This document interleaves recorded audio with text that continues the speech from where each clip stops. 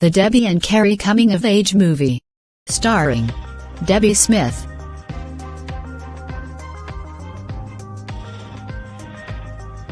Carrie Sims, Debbie's love partner,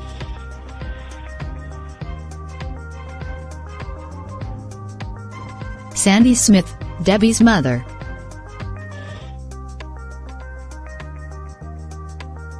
Jessica Sims, Carrie's birth mother,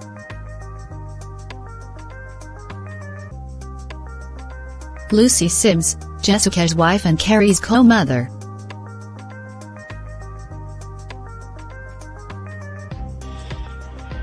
James Smith, Debbie's brother,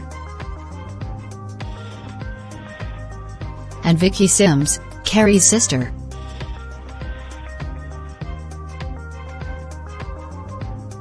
Created by Dale Husband.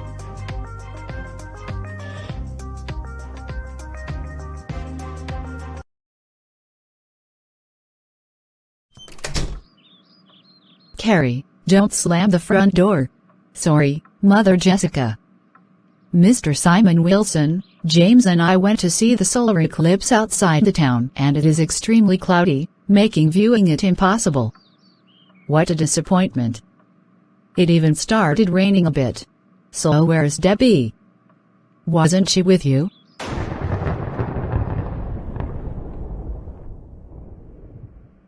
We may not have seen the eclipse today, but we did see some wildlife I wasn't expecting.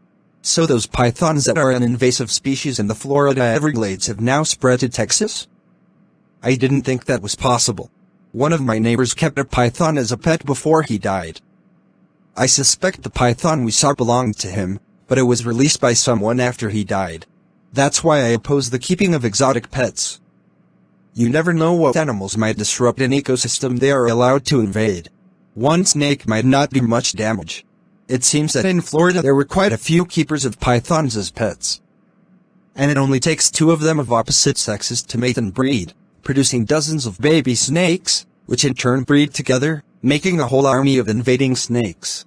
I wonder if the meat of pythons is edible. The state of Florida could pay dozens of hunters to kill pythons, and then the state could make money selling the meat. You would eat snake meat? I'll pass. What next? Eating dogs and cats? Actually, in some Asian countries. James, don't start that. You are annoying enough as it is. Mother Sandy has agreed to let us sleep over at her house this weekend. Thanks. Have you been hearing the news about J.K. Rowling and her many transphobic rants on Twitter? And yes, I am still calling that stupid web community Twitter, not X. I don't give a damn about what Elon Musk does with it. It's so strange that Rowling would gain wealth and popularity by writing those Harry Potter novels and then flush all that down the toilet by slamming trans people. I wonder, what did a trans person ever do to her? Several hours later, Debbie and Carrie are at Sandy Smith's home. They are joined there by Jessica. Thanks for sharing this wonderful recipe with me. It's not an Italian dish, but if it was, I imagine it would be a huge hit at the Tuscany Tavern. It's actually a traditional Swedish dish. My ancestors came from Sweden and Norway. Maybe we can offer it as a special serving at the restaurant anyway. Carrie, you were talking about J.K. Rowling? Yes. She claims to be a feminist and that's why she condemns trans people. But it's my own feminist beliefs that make me support equal rights for trans people. Why such a difference? There are actually different types of feminism, just as there are different types of Christianity or different types of almost anything else. J.K. Rowling is a TERF, a trans-exclusionary radical feminist. They believe that trans women are mentally ill men who are delusional about themselves and thus they are a threat to women. TERFs see trans women as invaders of women's private spaces. They also see trans men as traitors, selling themselves out to appease the patriarchy. It wasn't that long ago that homosexuals, including lesbians like me, Lucy and Debbie, were considered mentally ill too. I don't see the difference. Some people like to put themselves and others in exact categories because their minds are too narrow to think otherwise. As they see it, men are men. Women are women. and men are made for women and vice versa. Once you open the door for transphobia, you make acceptance of homophobia more likely. Later, Carrie has a talk with Charlie Wilson, a transgender man. Sure, I was born with and still have a reproductive system that is normally considered female, but in my heart, soul and mind I am totally male. I identify with and associate with men as one of them, not as a woman. I simply cannot be a woman, period. If J.K. Rowling insists that I live like a woman, then she might as well murder me. She is denying the very nature of my existence. And I will never forgive her for that. I actually took the Harry Potter novels I bought and destroyed them after Rowling came out as a TERF. And I will never support the Harry Potter franchise again. She knows nothing about my life and she shouldn't speak about matters she is ignorant of, period. Thanks. So, what pronouns should I call you? He or him. So be it. I shall call you what you call yourself. So, what are we going to watch, Debbie? I have to look around and find out. Turning on the TV. Breaking news. Some greedy jerk has stolen all the hot dogs in the city and eaten them like a slob. This has caused a major hot dog shortage, and this hot dog bandit has not been found, nor identified. Is that an episode of the Blazing Beauty show? Nope. It must be a copycat of Vicky Jones' show. A superhero that gets his powers from hot dogs, really? Hard pass. What else is there? Ho ho ho ho. Hey, Santa Claus here. I want to show you some tips to truly make your Christmas day even more spectacular. Ah, much better. Let's watch this. This is a movie adaptation of A Christmas Carol by Charles Dickens. You know, so many movies and TV shows have been based on classic novels, like Dracula, A Christmas Carol, or To Kill a Mockingbird. But how many people even bother to read the original source materials of those shows? What could they be missing out on? Have you ever tried reading War and Peace by Leo Tolstoy? Mother Jessica has it in her book collection, but she admitted to me a few years ago she never read it. It's just there to make an impression on the visitor. Isn't that false advertising? Let's watch this. It's a show about a bully. That creep totally reminds me of Ted Wilson, a real bully. I'm so glad he got sent away and locked up. I can only hope we never have to deal with him again. The real problem is not the bullies themselves, but the parents, school teachers and principals, and others who don't take bullying seriously. I remember back in Boston when I was 8 years old and I got into a fight with another girl. She was a bully too, but because I dared to stand up to her, I was treated as if I was the problem. Maybe you are facing discrimination there just as you and I used to in this town, eh? Oh, definitely. Bigotry is a problem everywhere. And we have to fight against it, no matter what.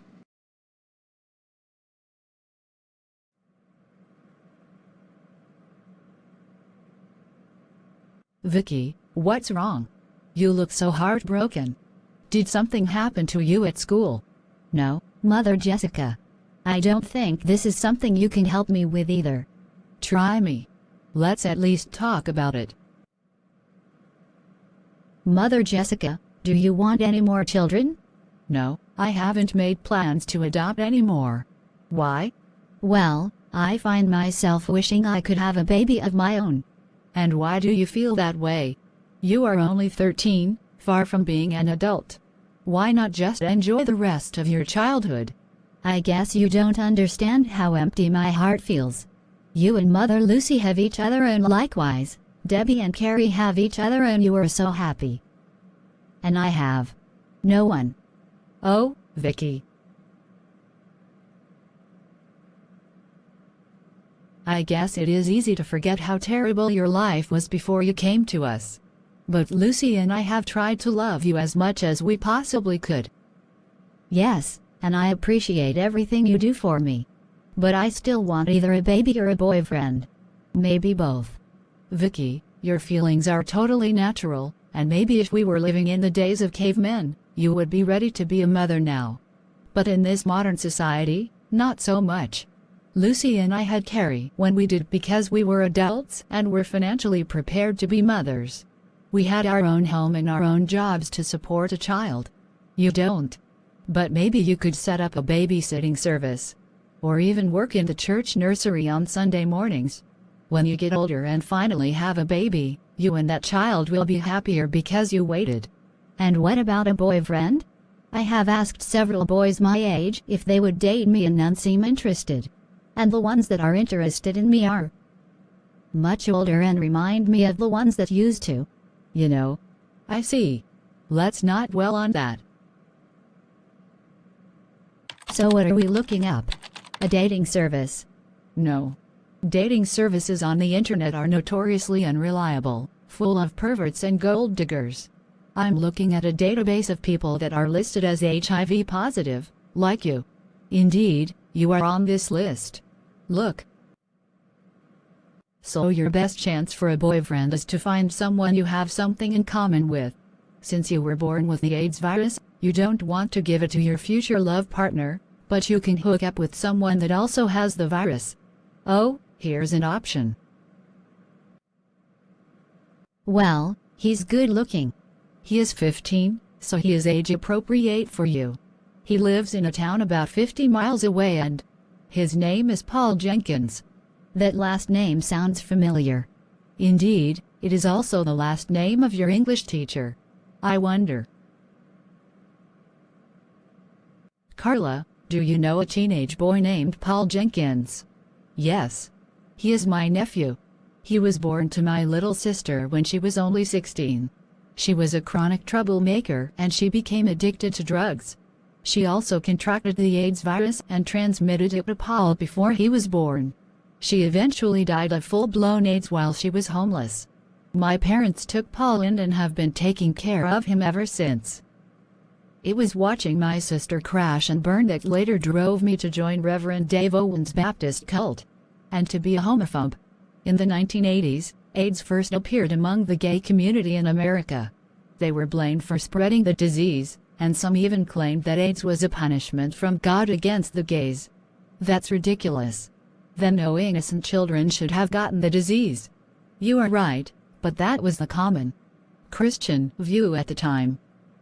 It was getting to know you and Lucy as real people and not the crude stereotypes I had been told about in church that made me work my way out of those prejudices that I had been indoctrinated with before. I would like Paul to meet my daughter Vicky. She is also HIV positive. She wants a boyfriend. How about we meet up in Paul's town this weekend?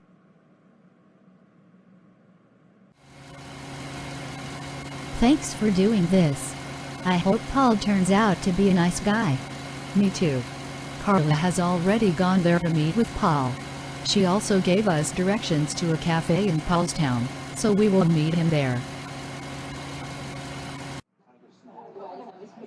So what time are they coming over? Carla said 11 a.m., so we are on time. And there they are. Hey, you two. And this is Paul. Hello. I really hope this works out for Vicky. She has had a hard life and needs someone who will love her and treat her right. And the same is true of Paul. But I read what you sent me about Vicky and I am concerned. I understand that abuse victims tend to abuse others in turn. So I am concerned she might abuse Paul, or a younger child. No, that would only happen if Vicky thought the way she was treated was acceptable. But she knows what her birth mother did to her was wrong and horrible. She is actually one of the sweetest girls I've ever known, even more so than Carrie. I don't really know what to say. I've always been awkward around girls. Well, we can start by having a meal together and go on from there. But I already think you are quite handsome.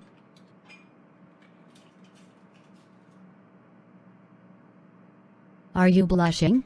I didn't mean to embarrass you. It's okay. One step at a time, right? But with a girl as pretty as you, this seems easy. I'm glad my aunt convinced me to meet you. and it seems our work is done.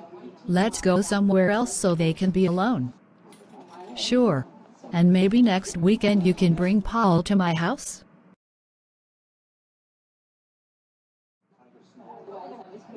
Thanks for joining me. You and Bella Flowers are such sweet people. I'm only sorry she will be graduating this year.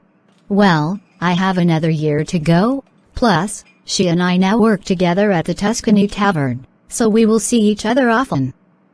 Neither of us plan to leave town. Hey, Vicky. Surprise! Paul, what are you doing here? I mean, it's great to see you, of course.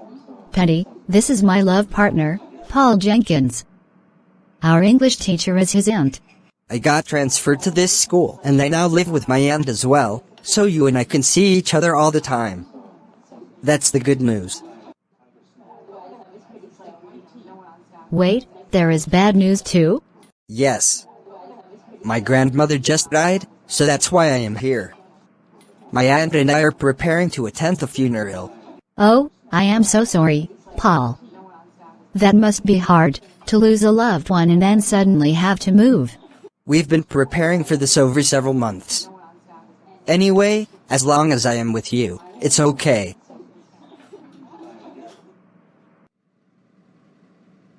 Paul, I don't know what the future holds for us, but I can tell you what I want right now. And I am hoping you want it too. What is it?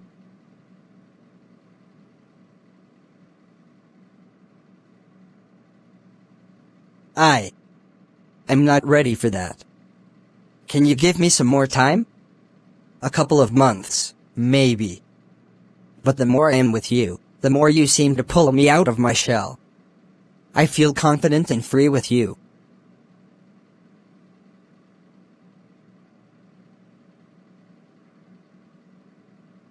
Of course I can wait. My mother's taught me about patience and mutual consent when it comes to making love. They seem like wonderful people. If they help make you the way you are, then I owe them greatly. You are wonderful.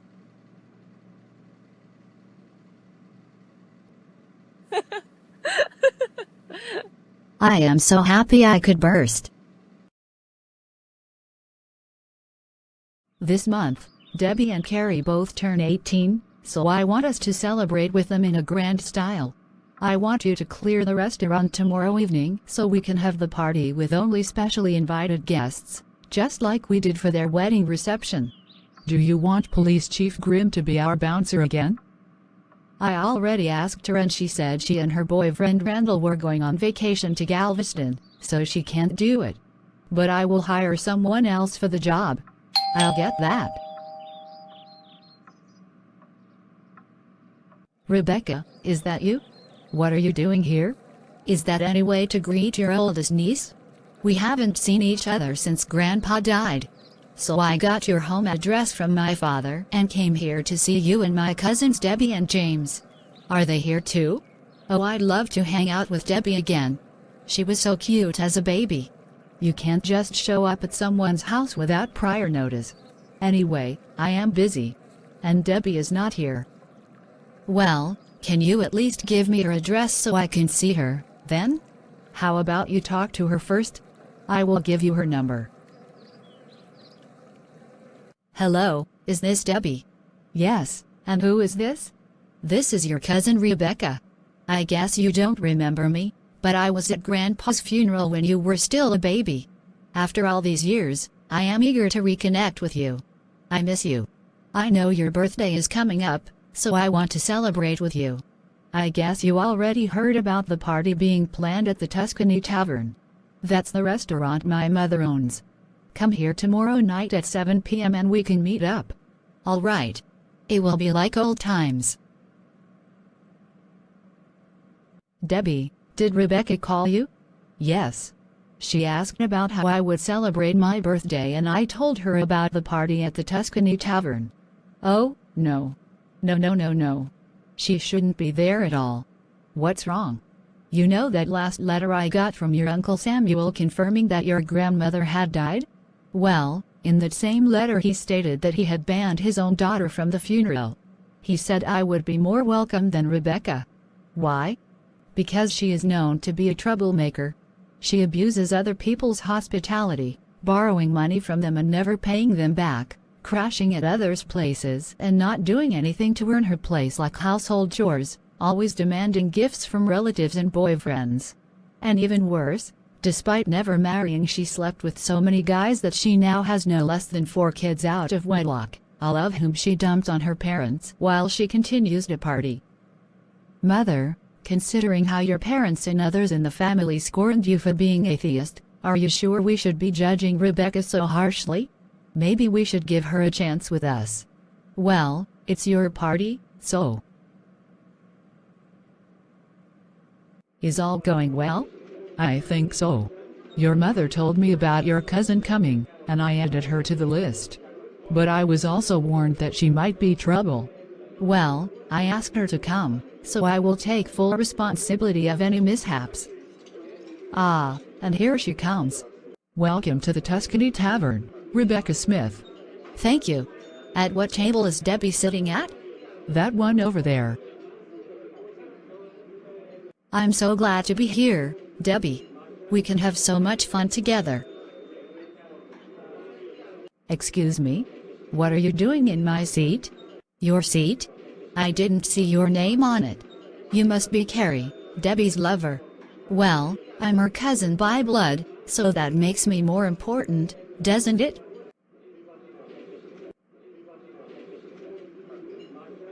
One, 1,000. 2, 1,000. 3, 1,000. 4, 1,000. You were right, Sandy. Your niece is already antagonizing people, including the birthday girls. Shall I summon the bouncer now? Not yet.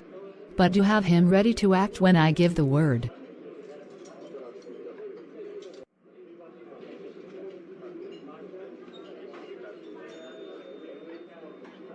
That was such a fantastic meal. The best chicken parmigiana I ever ate. That was from my order, Rebecca. Not to mention the other 2 dishes you made orders on and only ate part of. That's wasting food. Here is your bill, and your total is about $58. Will you pay with cash or a credit card? Oh, I'm terribly sorry. I seem to have forgotten my wallet. Debbie, could you cover my bill for me? Please? What the hell? Mother was right about you. Bouncer, come here now.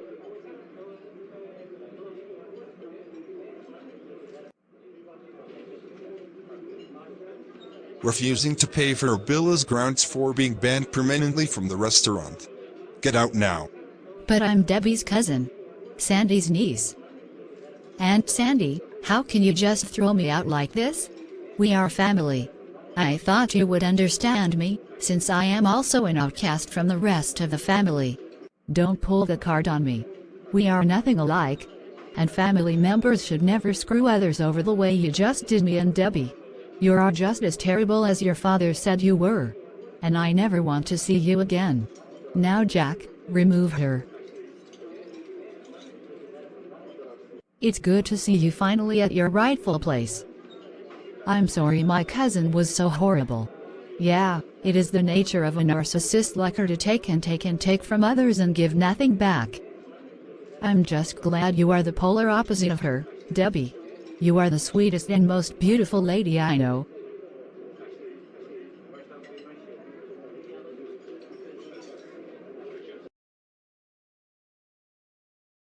Welcome to the Tuscany Tavern.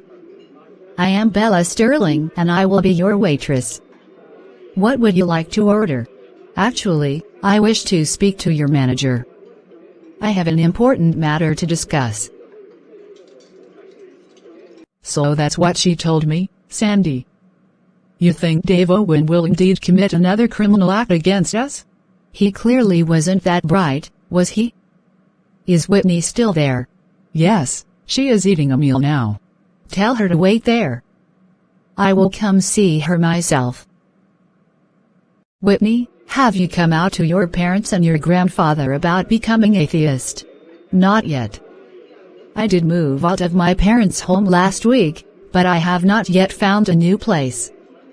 I was hoping I could work here, But I was told I'd have better luck in a big city like Dallas or Houston. Can you type on a computer? What is your typing speed?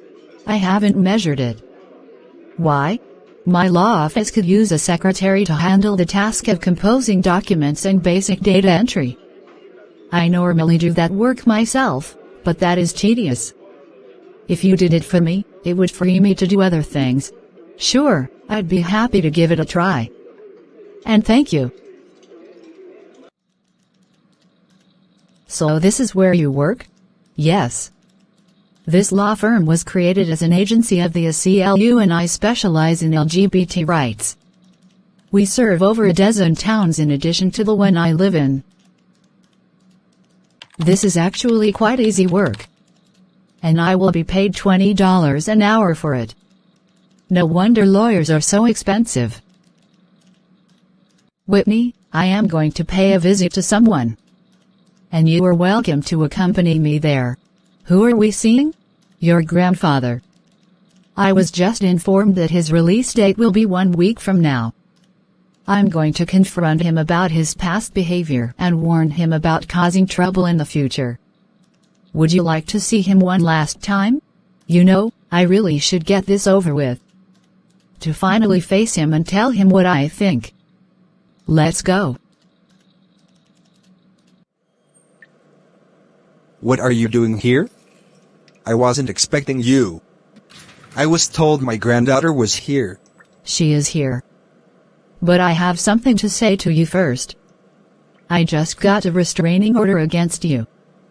As a term of your parole, you are never to set foot in my hometown again. The local police will arrest you on sight if you ignore that order. Is that clear, Dave Owen? Crystal. Good. Now you may hear from your granddaughter. As a child, I looked up to you and I bragged to my peers in school about having you, my grandfather, as a man of God. But your burning down that church you once pastored was a total betrayal of everything you once taught me about respecting the law. Everyone I know, and everyone in that town you used to live in, despises you not only for what you did, but why you did it. You caused me to lose my faith in God, and for that, I hate you. To the end of my life, I never want to see you or anyone else in my family again. You are all a total disgrace. Well? Aren't you going to say anything? Throw out a Bible quote at me? Call me a traitor like Judas Iscariot? Tell me I'm heading for hell now? No. What's the point? I thought I could stand up to anyone else on matters of religion, but you're blaming me for your losing faith stabs me in the heart. I've heard enough. Tell Mrs. Smith I will honor her demand and avoid her town. Good. Now I am done with you.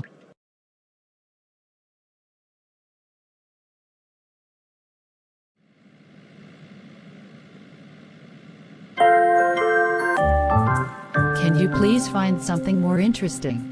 Like a talk show or a news report? I'm so sick of lame pop music. Okay, it's your car.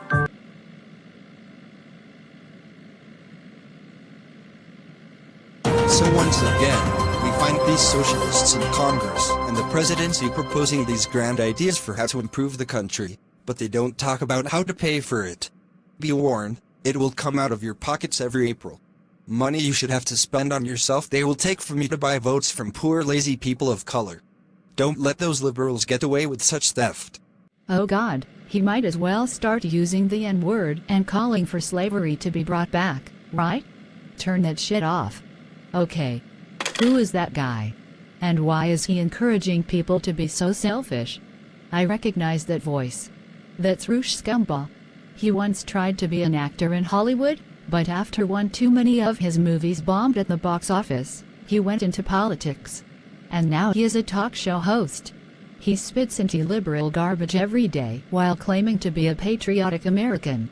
But if he had lived in the 1770s, he would have been a loyalist, opposing the American Revolution and praising the British king. He only champions freedom for white and rich people and is more than happy to throw others under the bus. And he is backed by a lot of rich and powerful corporations. What can we do to oppose people like him? We just need to remember the golden rule, do unto others as you would have done unto you. And that what conservatives like Scumbo want is a society in which people who are atheist, lesbian and black, like Lucy Sims, would be crushed under the boots of white, straight, and so-called Christian people. Hey, bitch, you are expected to work this field from sunup to sundown. If you don't work, you won't be fed. Got it? But I'm tired and my daughter is sick. Can't I take a day off to care for her? Please? I just can't imagine a world in which people are not free and equal to each other. Damn that Rouge Scumbaugh and his bigotry.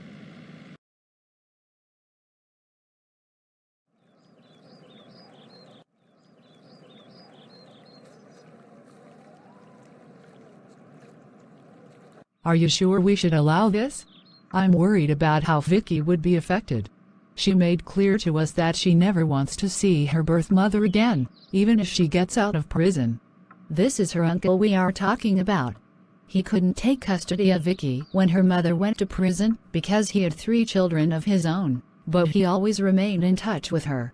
I spoke with the adoption agency that we got Vicky from, and they said he was not a criminal and was not known to be a pervert, so I think Vicky will be safe.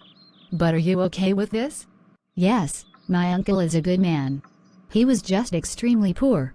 He was even homeless for a while, and that's why the state of Massachusetts denied him custody of me, but he has never abused me. I want to see him. That must be him. Hello. Are you Brad Jackson? Yes. Is my niece Vicky here? I am eager to see her again. I just want to make sure she is all right. And I recognize you now. Aren't you Lucy Gordon? No. I haven't been called that in over 20 years. When I got married, I became Lucy Sims. And how would you remember me? You and your sister Victoria were always telling your classmates about Jehovah, Jehovah, Jehovah, Jehovah. I got sick of that crap and tried my best to avoid you too. If you are raising Vicky in that cult, you shouldn't have been allowed to adopt her. Relax. I quit being a witness in my late teens, though my sister is still one of them. Did you read Vicky's adoption report? I and my wife are lesbians, so we wouldn't be accepted among the witnesses anyway, but I got as far away from that toxic cult as possible. Good. Let me see her now.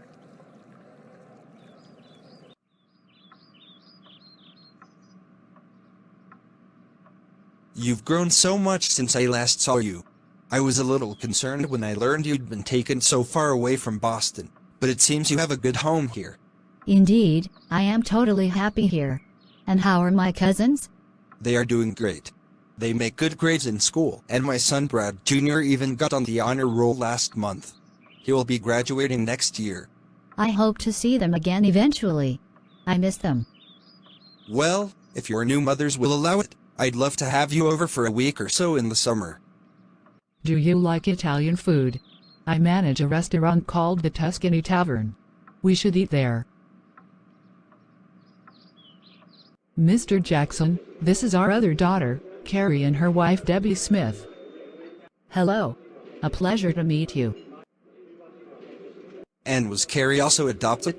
No, I gave birth to her naturally after most adoption agencies at the time denied us a child because we were lesbian. It so troubled me that we were judged to be unfit for motherhood because of our sexual orientation, but someone like Vicky's mother could have a baby and then abuse her for years.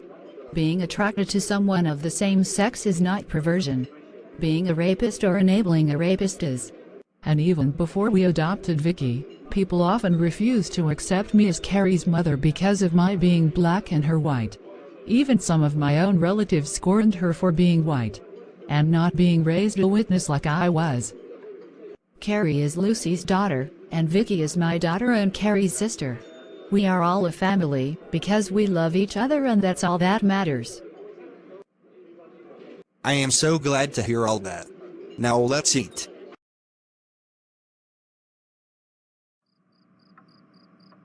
Lucy, with Carrie, people had no problem accepting her as my daughter, but they sometimes objected to you also being her mother. With Vicky, the situation is reversed.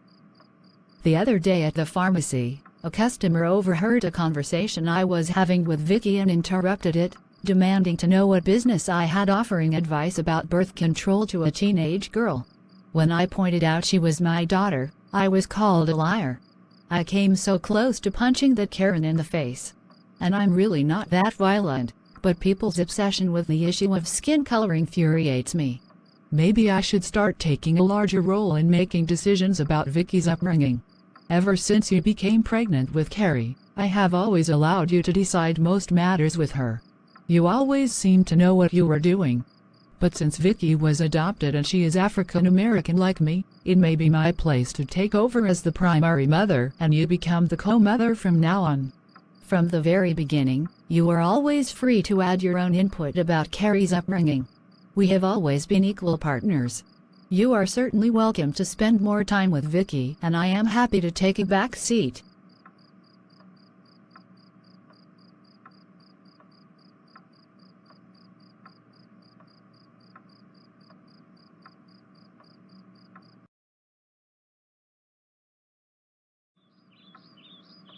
Mother Jessica, do you remember at my and Debbie's wedding reception when Steve Miller gave me a check for $1 million? Yes, of course. That was an incredibly generous thing of him to do. Well, I invested most of that money in various companies and now our money has doubled. I have $2 million. Wow. Color me impressed. What will you do with most of that money now? Well, I and Debbie have decided to take a trip to Los Angeles. And we want to take as many of our friends as we can. So we will ask around and see who would be interested in going with us.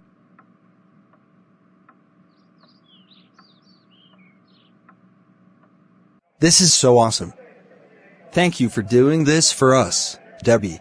Thanks to Carrie's investments and my modeling sessions, we are now able to live the good life. Just like we did after we got my father's fortune after he died. But this is even better since no one had to die. Well, Debbie, knowing some of that money came from the sweat of America's workers, shouldn't you and Carrie be donating to charities too? Of course. We made a huge donation last month to the ACLU and another one to the Unitarian Universalist Service Committee.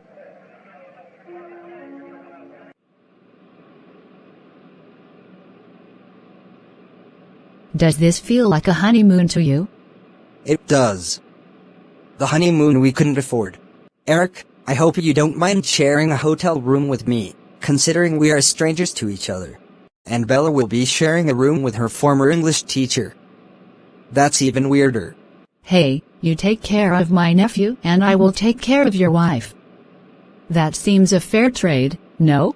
I and your father were actually born in San Diego. Maybe if we have a chance, I will show you the house we grew up in. Who lives in it now? An elderly couple who were friends of your grandparents. I spoke to them last week and they would be happy to see us. Mrs. Smith, I have a question. What is it? Has James ever had a girlfriend before? No, he seems a bit too nerdy for the dating scene. Why? Well, he and I are friends on Facebook, and when he learned we were going on this trip together, he asked me. Well,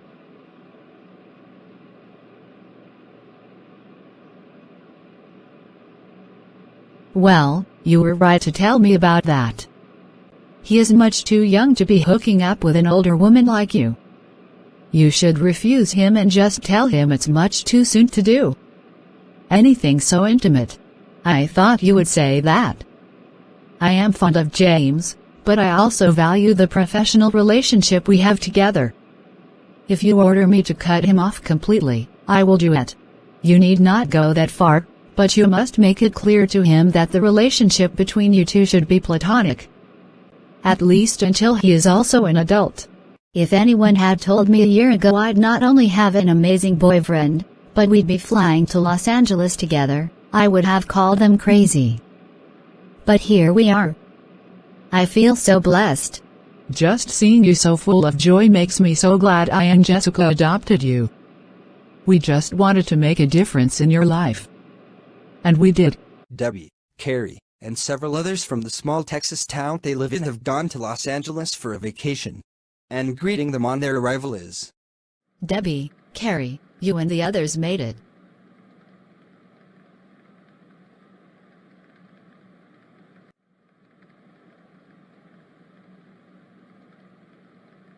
So how are things in your small town? Or do you still live there? Carrie and I have a small apartment in Dallas we pay rent on, but most of our time is still spent living with our mothers in the town. We bounce back and forth between those three residences. I got a letter from my father yesterday. He wants to reconnect with me after getting out of prison. He now says his burning down our church must have been him being possessed by the devil. That sounds like he is not taking responsibility for what he did. I just ignore it. This is where you live now? This place is so beautiful. And you say it has 20 bedrooms and 10 bathrooms? Why so many? Most of the larger mansions in Los Angeles are like that. But since I and my mother and brothers are the only ones who normally live here, we can offer the other bedrooms and bathrooms to you and your companions. No need for the expensive hotel rooms for most of you. Thank you. I will go tell the others. Hello, Mrs. Miller, and welcome to my home. Thank you for having me, Miss Park, and...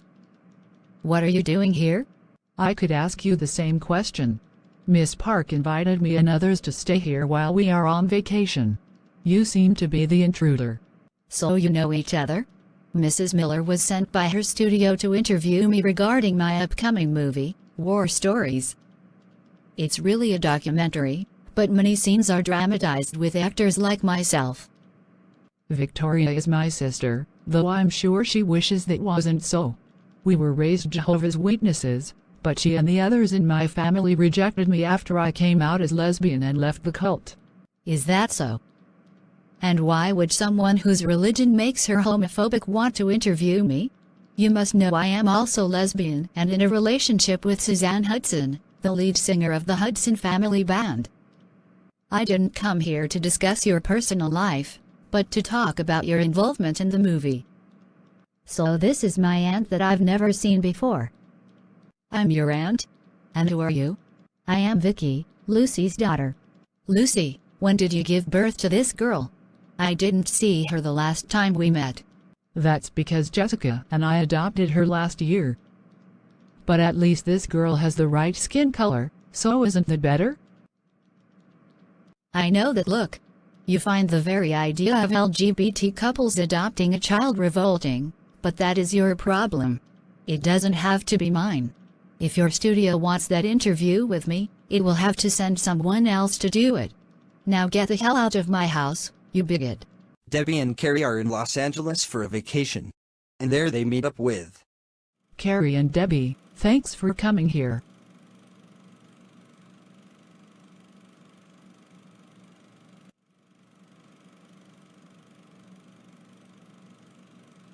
I can't believe a major studio is making a movie of your rock star days. And that you want me, your granddaughter, to play you in it. When I showed the producers of the movie some of the pics I had of you, and told them of you being the lead actress in the movie Trick or Threat, they agreed that you would be ideal to play me. The problem is that you will have to be made over to look much younger, like I was in my teens. Oh, and Debbie, there is a part for you in the movie too.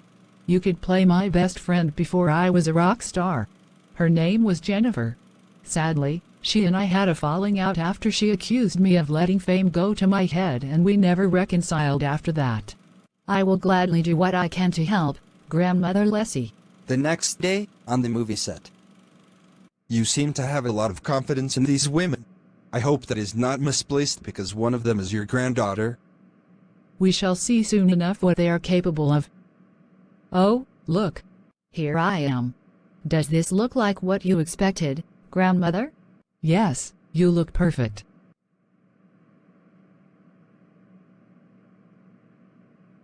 I sometimes wish I could have stayed that young and beautiful forever. Who says you don't look beautiful now? Did this Jennifer girl really look like this? I don't get this style at all. Well, She had just seen Star Wars and wanted to style her hair like that of Princess Leia. But as a punk rock fan, she also dyed it green. I didn't really get it either. I'm just glad this is a wig. As soon as I'm done with my scenes with Carrie, the wig comes off. Carrie, in this scene you will be singing one of your early songs and you will meet your bandmates at this club. They will then help you get a record deal. I'm not nearly as good a singer as my grandmother was. No worries. We will dub the vocals from the song itself over your vocals in post-production. Me waka la mi songo.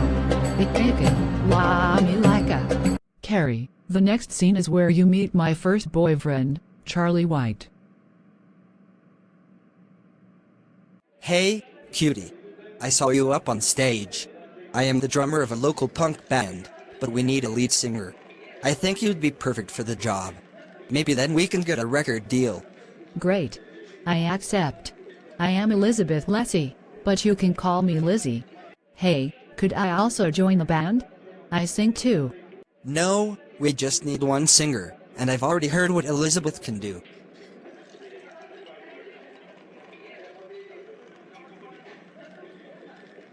So that's what led to the end of your friendship with Jennifer, you getting in the band and not her too? Yes. Sadly, things between us were never the same after that. She was clearly jealous of you. You were better off without someone like that. Even if Debbie someday becomes a world-famous supermodel and a billionaire, I'd never resent her success. She and I are a team. Her success is mine too, and vice versa. That's what loyalty is about. There, now I feel a lot better. Now it is time for the scene in which I confronted my boyfriend about his lies and cheating with me.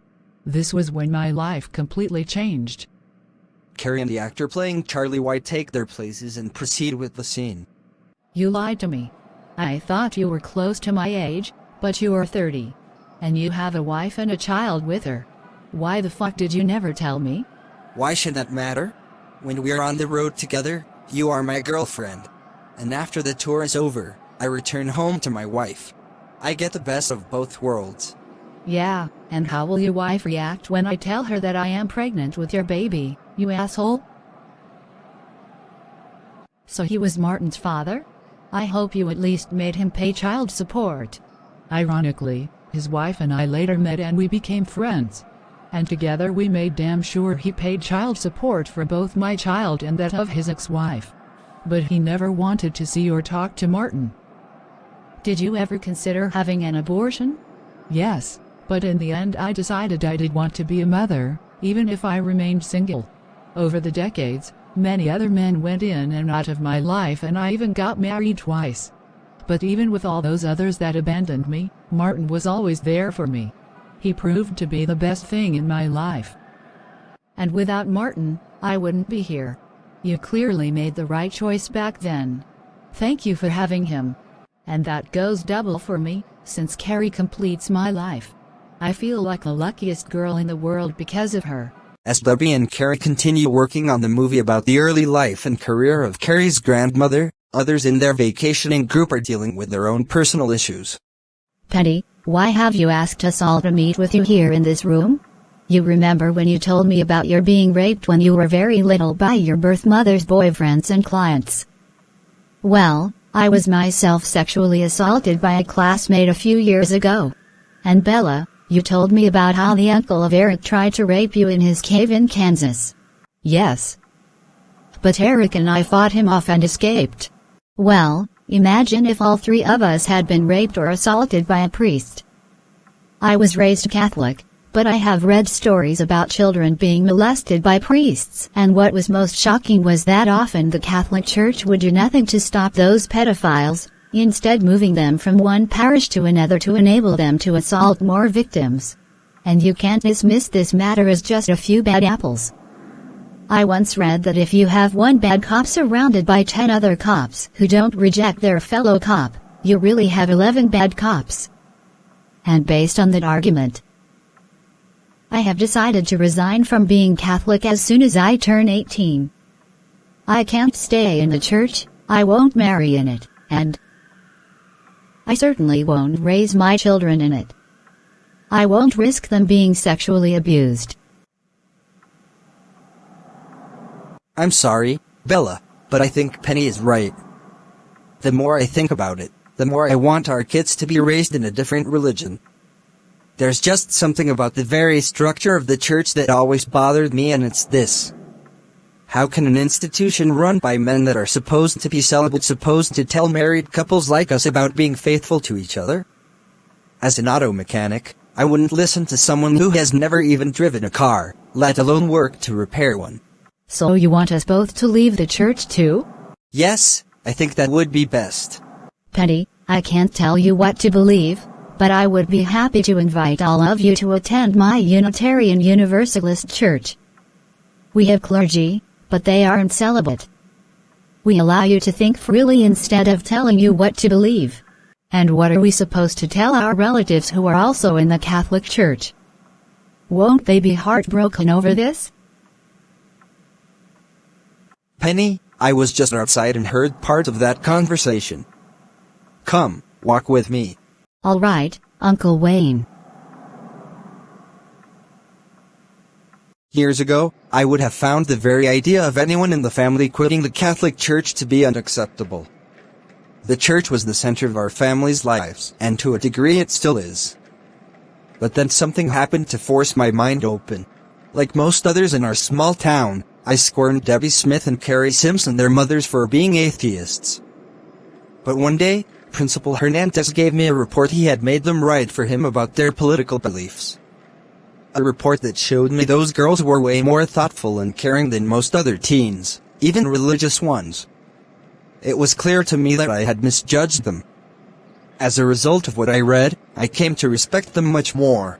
Uncle Wayne, I have not become atheist. At least not yet. I just know I can't be Catholic anymore. I understand. Ultimately, that's between you and God. You have to live your own life. I'm just saying that I will love you no matter what. Thank you, Uncle.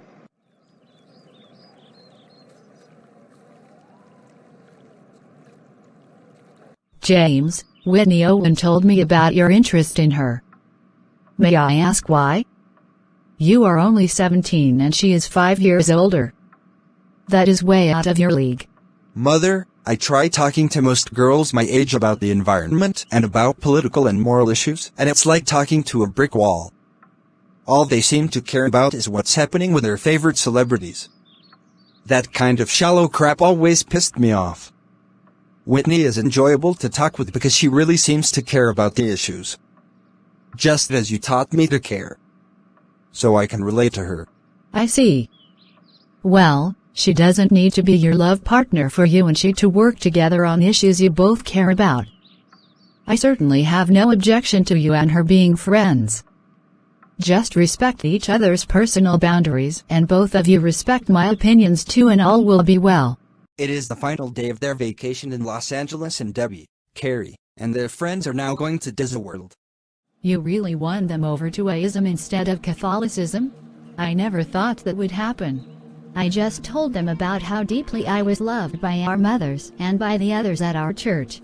Every time I go to that church, I feel happy. Anytime people question why a liberal religion like ours is needed, I could cite matters like this as reasons. People need to be loved and guided to know right from wrong.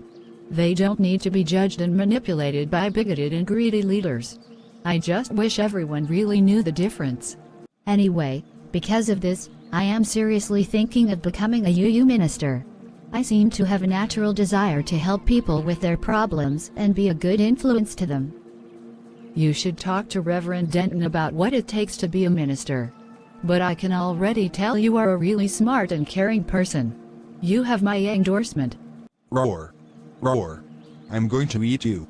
Help. Someone save me. Here I come to save the day. Ugh, you got me. This place is actually fun. Mrs. Smith, are you thinking what I am thinking? What's that? That instead of me waiting for James to get older, we should encourage him to be with Penny. They are the same age and she could help him to lighten up a bit and he could be a good influence on her in turn. I agree. I talked with Wayne about Penny and he says Penny has been looking for a boyfriend for a while, but until this year her family was expecting her to settle down eventually with a fellow Catholic. But instead she is quitting the Catholic Church. I'm glad you are willing to let James go. To me, that proves you really care about what's best for him, just as I do. Oh, and you can call me Sandy from now on. I want to be one of your best friends, not just your boss. No. You are more like a replacement for the mother I lost when I rejected being a Baptist. I love you. I don't know what I'd do without you, Sandy. Thank you for saying that. Just hearing that from you makes me so glad to be alive.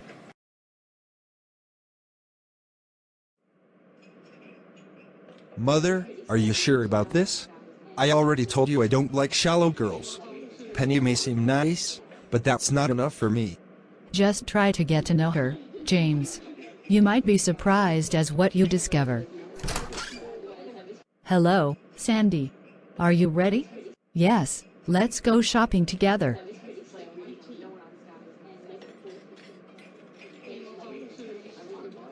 Like what you see? Wow! I wasn't expecting you to look anything like that. I feel so outclassed now. Grandmother said if I am serious about wanting a boy, I should try to grab his attention. It seems her idea worked. Besides, I love looking beautiful. Well, you looked beautiful before, so there was no need to change. You really mean that? Thank you.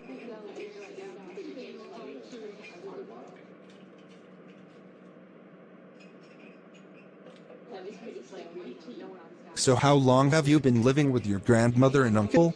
Since I was 5 years old. My mother died of cancer, and then my father refused to pay for her medical bill since she had died, and he was sued by the hospital over that. He lost that suit and ended up so deeply in debt he couldn't afford to take care of me, so he gave me up to my grandmother and uncle. Then when I was 8 he met the one who would become his second wife. They now have 2 kids together. I haven't seen them in years. They are in Nevada and never come to Texas. It sounds like your father was a victim of a corrupt healthcare system and corrupt courts. Indeed, which is why I tend to be distrustful of doctors and hospitals. I know your mother is a lawyer, and I wish my father could have used her to help his case. He insisted on representing himself.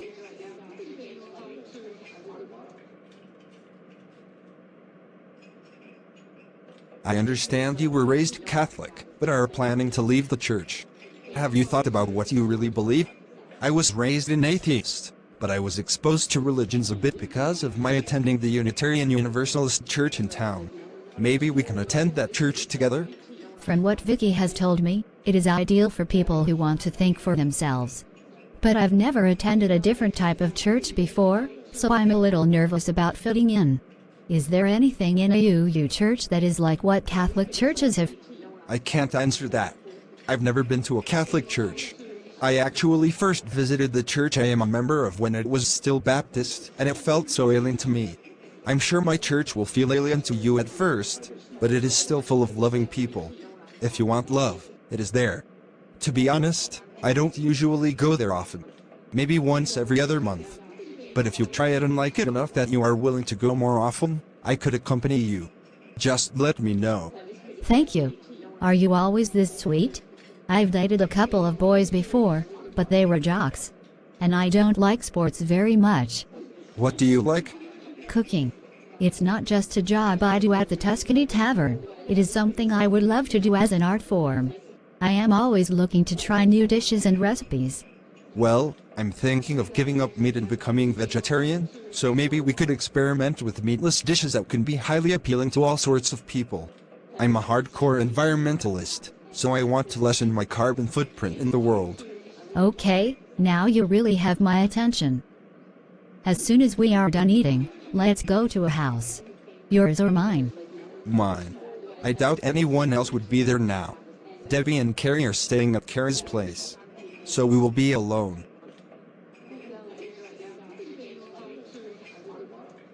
Just one question. Should I have a condom ready? Well, it wouldn't hurt to be safe, wouldn't it? I want a box of condoms, please. Sure, one moment.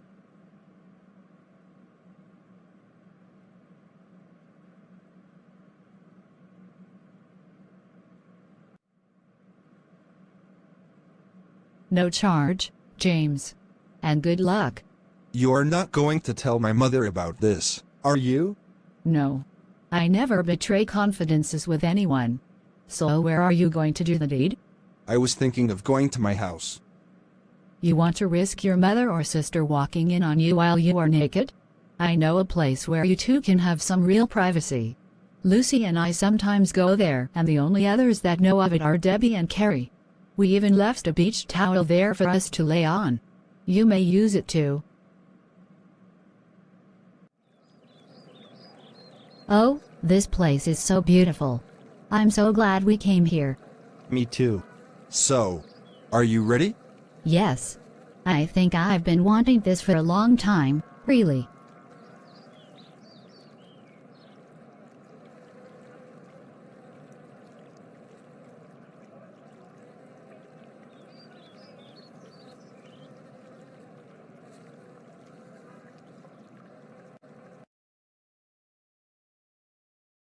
Are you sure you want to do this?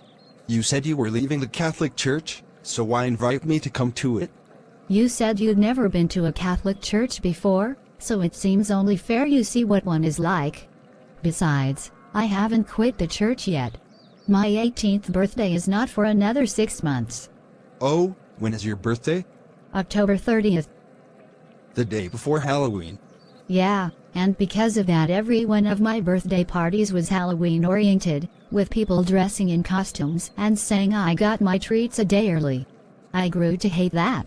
When I become an adult, I won't celebrate my birthday anymore.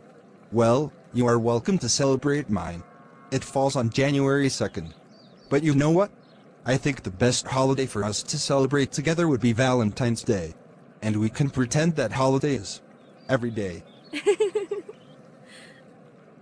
You really know what to say to make me feel good.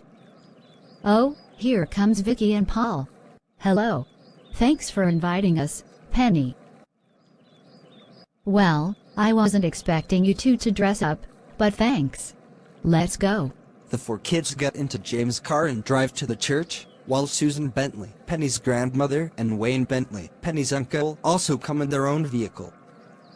This church holds what is called a Mass every Sunday, in which a sermon is given, along with offerings of prayer and, most importantly, Holy Communion.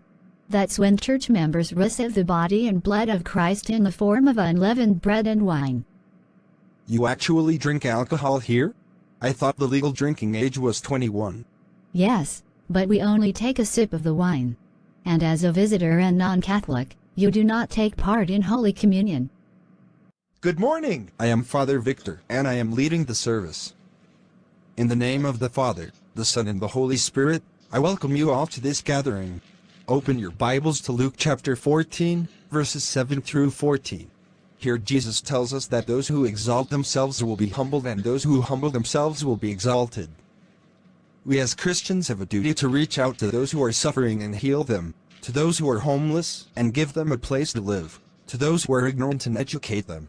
In this way we better others and also ourselves in our society. That sounds a lot like what we use believe. Yes, but how many people, of any religion, actually go to help others? I don't see much evidence for that among UUs. Sandy and Lucy's founding of the Tuscany Tavern would be a perfect example of them helping others. Their restaurant provides jobs to more than a dozen people, and a place to eat for hundreds of customers. They certainly made my life better, and then yours, Penny. O Lord, God Almighty, give your support and blessings to the leaders of Austin and of Washington, D.C., that they may guide our state of Texas and our nation of the U.S. with wisdom. May the people always receive justice and truth from our leaders and those who are elected to represent us. In the name of the Father, the Son, and the Holy Spirit, Amen. Amen. Amen. So what did you think of the church? It was interesting, but definitely not something I'd want to do often. I was taught to believe in nothing unless and until it could be proven true, no matter how good or beautiful it looks. And yet you believe in the 7 principles of Unitarian Universalism? Well, you don't have to believe in any sort of God to follow those 7 principles. They are based only on the needs of people. Well, I needed a mother that would love me better than my original mother did, and then I met Jessica and Lucy, and they made my life wonderful just by being there for me. And they are atheists and also UUs. So my loyalty is to them. And their religion. That's why I want to be a UU minister, to give back to those who help me and to in turn help others. And I totally admire you for wanting that. So I will sign up for membership in your church next Sunday.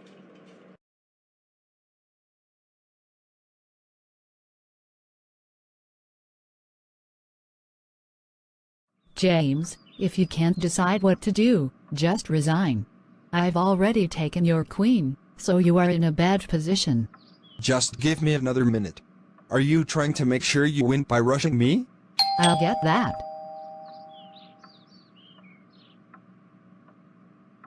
Diana Callie, what are you doing here? If you don't leave, I will throw you out. Don't threaten me, Sandy. I haven't come here to harm you. In fact, I want to help you. Help me. In what way? I haven't forgotten how you stole Rich's heart and caused my marriage to break up. And I can't tell you how many times I wanted to kick your ass for that. Oh, let it go, Sandy. That's water under the bridge. Anyway, I came to tell you that I am getting married. Again? And is this another rich old man like the last time you got married? He had no children, so when he died you got his entire estate. Yes. Thanks to my husband's generosity, I am now one of the richest women in Tulsa. Anyway, the one I am getting married to is your brother Simon. Simon? Why him? Did he suddenly become a millionaire? No, but he will certainly become one once we tie the knot. And I will become an aunt to your children, so we may be seeing a lot of each other. Anyway, I am here to invite you to my wedding. And why the hell would you invite me to your wedding? Because you're part of the Green family, of course. I know you have been estranged from many of them for years, so I'm offering you a chance to see most of them again. And you can bring Debbie and James too. You know why they rejected me, right? That has not changed. Yeah, and that's what made you so stupid. You could have continued to call yourself Christian even after you married Rich, but instead you flaunted your lack of religion and pissed your relatives off. I, on the other hand, have learned to quote the Bible and make references to Jesus. That's why your relatives love me. And by marrying Simon, I will be closer to most of the Green family than you are now. So if you're smart, you will accept my offer.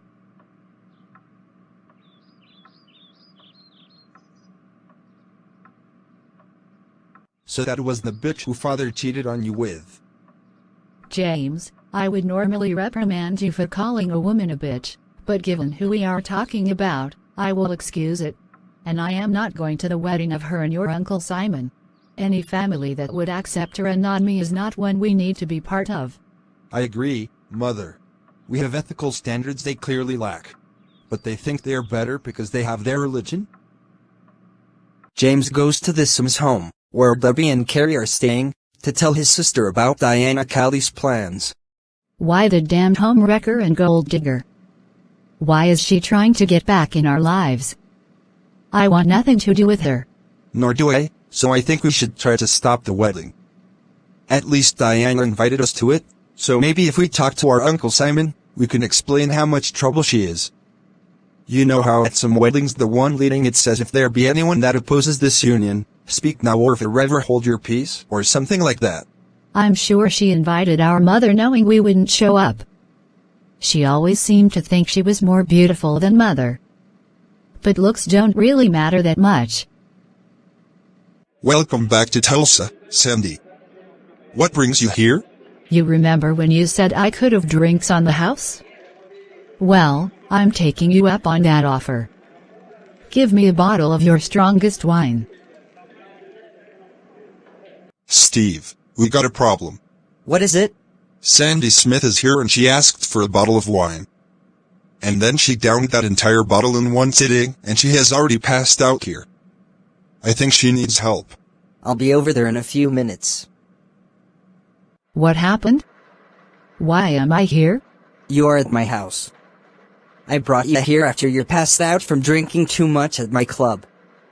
I hope you are not an alcoholic, but if you are, then you'd better get help. It would be a shame to see you throw your life away. Steve, I'm not a chronic drunk, but I am deeply troubled. Do you know a woman named Diana Callie? Yes. She and I used to date in high school. And then she cheated on me with this big jock who then beat me up in the boys' locker room. It was so humiliating. Then we definitely have a common enemy. She is the one Rich cheated on me with, causing my divorce. She then married that rich oil baron and got his fortune after he died. And now she is planning to marry my brother Simon. But since Simon is not himself rich, why would she want to marry him? I'm guessing she is looking for a new husband so she can produce an heir to her fortune. At age 40 her biological clock is ticking. But being upper class, she also wants to look respectable, so she can't just fuck some random dude to get pregnant. And why would she want to marry into my family? She was always trying to prove she was better than others. This way she probably feels like she is humiliating you again. But you deserve better than that. Maybe, but ever since Rich cheated on me I have been fearful of being betrayed again, so that's why I avoided dating anyone else after my divorce. I tell myself I don't need another man, but I am also so unhappy. Well, if it would help, I would be willing to marry you. Then we both might feel we got better partners than someone like Diana Callie or Rich Smith. But since we have never dated and you don't live in Tulsa, that would be impractical, wouldn't it? What if I actually accepted that idea? The problem is that I can't give you children. I already went through menopause. Well, I could make your daughter Debbie the heir to my estate. I already gave her and Carrie a large chunk of my fortune. They might as well someday have the rest of it. For my children's sake, that is acceptable. Let's show Diana Callie and that idiot brother of mine what is the true basis for a relationship. Trust and mutual respect. Not just a sexy body and being rich. After putting Sandy in a guest bedroom for the night, Steve Miller makes a call to Debbie. I'm sorry to bother you, but your mother is here with me now after she got drunk at my club, and now she is suffering a hangover. She's in no condition to drive. Do you want us to come and pick her up? No, I think she will be fine here, for now. But I do have a question. How would you feel about your mother getting married again? Well, it would have to be with a man who would never cheat on her like my father did. And he would have to be accepting of me, Carrie and James. It's hard to find a man that is both faithful and progressive that is not already taken. Makes sense. I will talk with your mother about that. It seems we may have a solution for the problem she is facing with Diana Callie, the one your father dumped Sandy for. And for the record, I actually think he was an idiot to have done that. Sure, Diana is sexy and rich, but she is a backstabber. Your mother is one of the most honorable women I've ever known. No argument from me. Carrie, it looks like our lives are about to get more complicated. First Diana Callie may become our aunt, and now I may be getting a new stepfather. Well, we can't stop changes like that, of course. Speaking of which, have you told Mother Sandy about what you did last week? No, I'm not about to drop that bombshell on her until at least a couple of months later. I mean, we have to confirm if I am even pregnant first. So, how did it feel, actually doing the deed with a man instead of me or Laurel Park? It's ironic that you did it and I haven't yet. It's certainly not something I would do often. You are the only person I ever want to make love with.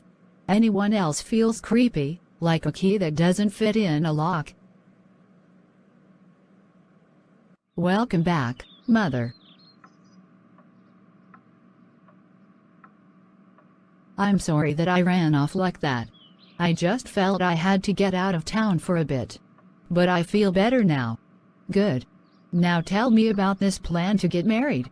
I thought you said you would be happy to be single.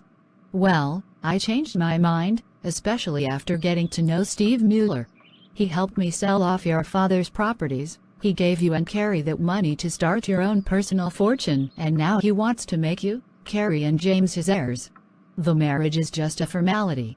But at least I'm not doing it just for his money. So when is the wedding? It will be next month.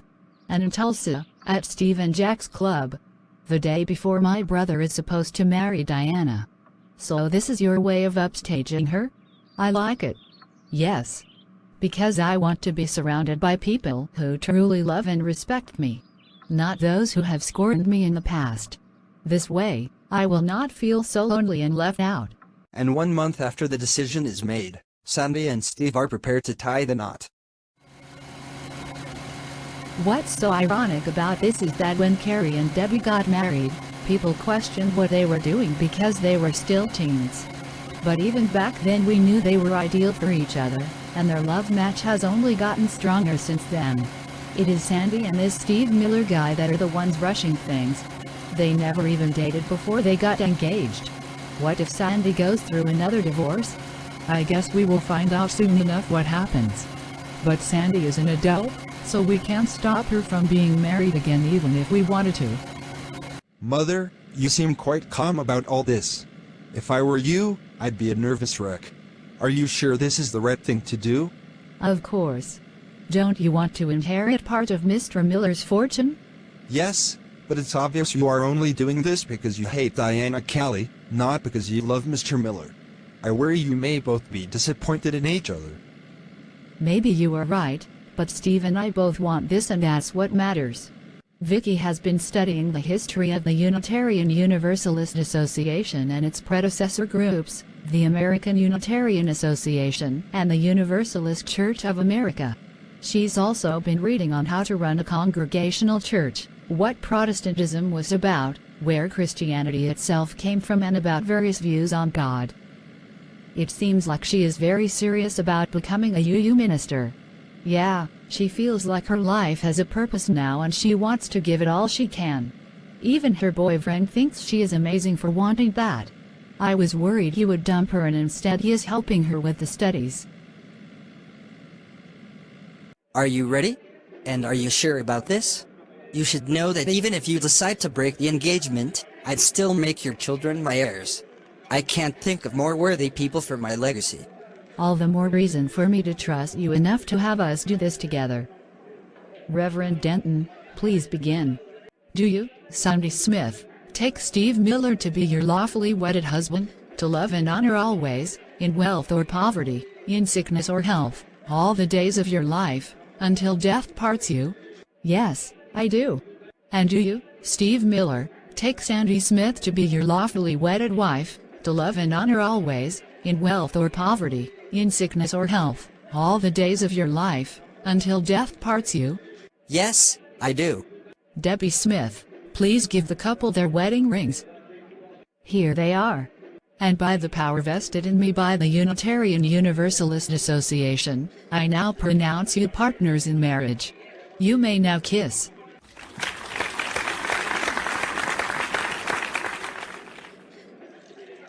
Congrats to the newlyweds.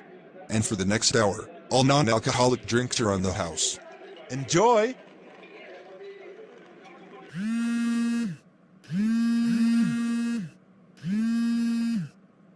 Sandy, you stupid bitch. Pick up. Hello? And why are you calling me?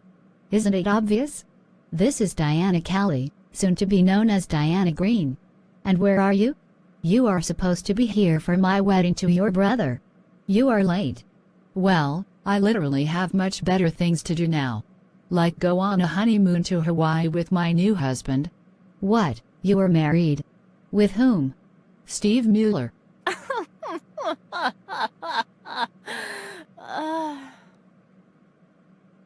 That loser. Even when I was dating him in high school, he was such a pathetic wimp. He was no match for the guy I then dumped him for. And what made you interested in Simon, my brother? He's a construction worker. That takes a lot of muscle. Muscle he can also use to work for me around the house, in exchange for sex with my body. And a baby. He wants to have a child, so I will give him one. Well, good luck with him. But Diana, even if you do marry Simon, you will never be part of my family.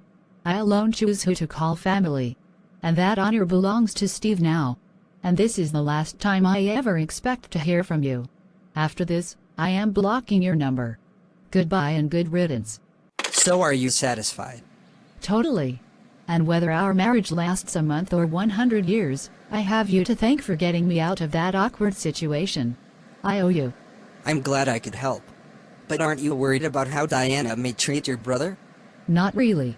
As far as I am concerned, those two deserve each other.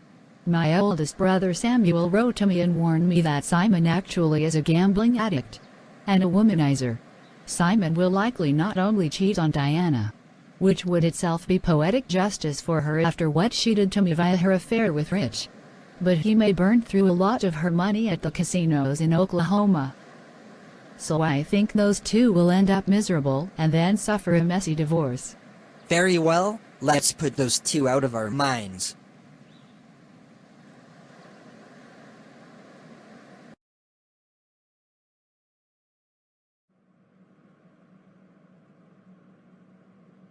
I know Steve said he and I can have separate meals, but I feel much better having meals we can eat together. So I will avoid pork chops and buy more chicken and fish. Sandy, what are you doing here? I thought you were still in Texas. I was, Simon, but I just moved back here after I got married again. To who? I know you were a no-show at my wedding to Diana Callie, even after she so graciously invited you to try to mend relations with the rest of us. Indeed, the whole point of her marrying me was to end for good the feud between the Callis and the Greens that was started by Diana's grandmother and our own mother. Once both our mother died and Diana's mother died, there was no reason to continue the conflict. Let the old hate go. Are you forgetting that most of our relatives rejected me after Rich and I came out as atheists? That had nothing to do with Diana Callie. Yeah, and then Rich cheated on you, proving how bad he really was for you, right? You idiot. The one Rich cheated on me with was Diana Callie. And your marrying her stabbed me in the heart again.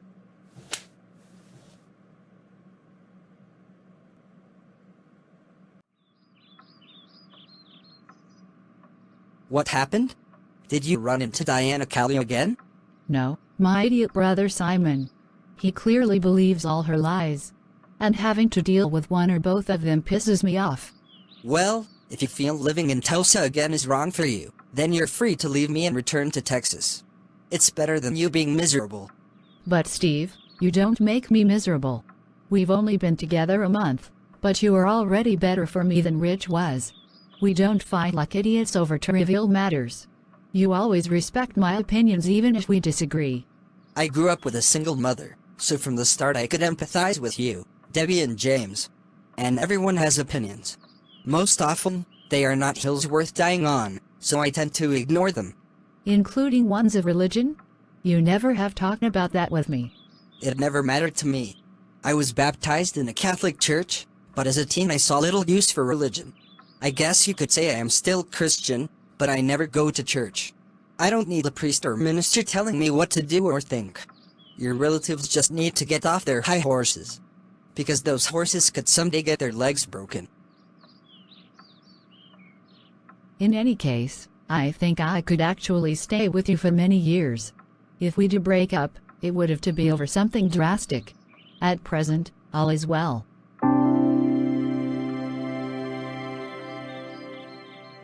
It is 1 month since Sandy Smith married Steve Miller, and as planned, she moved in with him at Tulsa, Oklahoma. He wrote a will making her children his heirs, and Debbie and Carrie got ownership of the house Sandy once lived in with Debbie and James.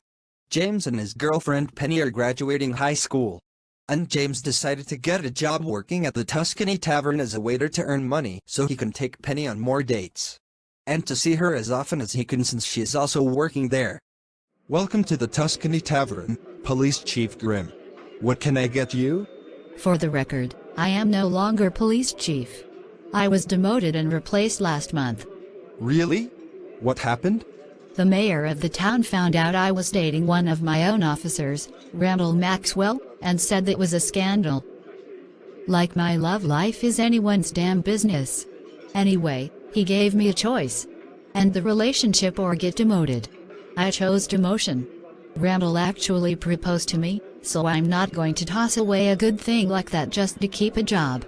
You think the mayor is just being sexist? Women cops are unusual enough, but you are probably the first female police chief I ever heard of. I'm sure some of your fellow cops resented that. Well, that just means they need to do better themselves rather than tear me down for exceeding their own performances. Anyway, give me some shrimp Alfredo and a glass of grape juice. Sandy, a small package came for you in the mail. It came from your old house where Debbie and Carrie live now. Thanks. I will go open it. But I am puzzled as to why they would send me something in the mail. It's not my birthday.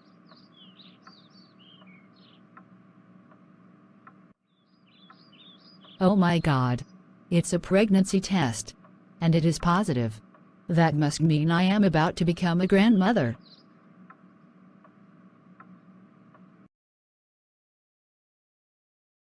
Debbie, I was so overjoyed to get that package from you and Carrie.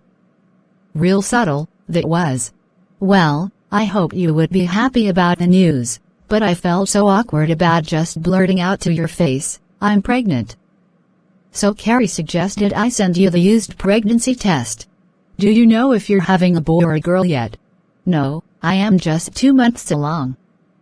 I may do an ultrasound in 2 more months to find out. Anyway, Carrie and I will be in Dallas later this month. I have been asked to do some modeling sessions for a clothing company. Our studio landed a major contract, and I'm hoping we can make a lot of money soon. Meanwhile, at the Tuscany Tavern.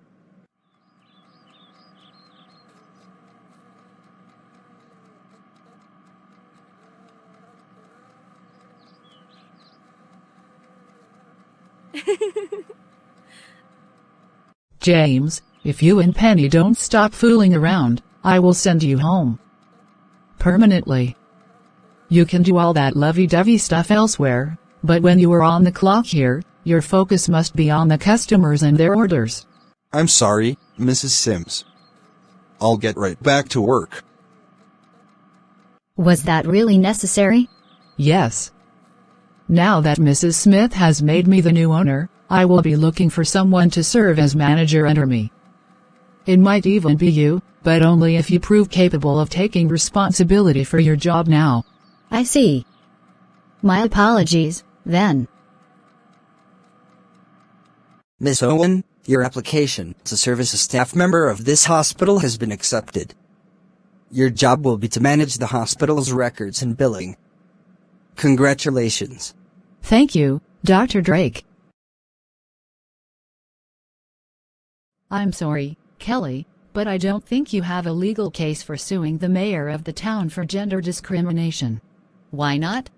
Because you admitted to having a relationship with one of your fellow officers while being police chief.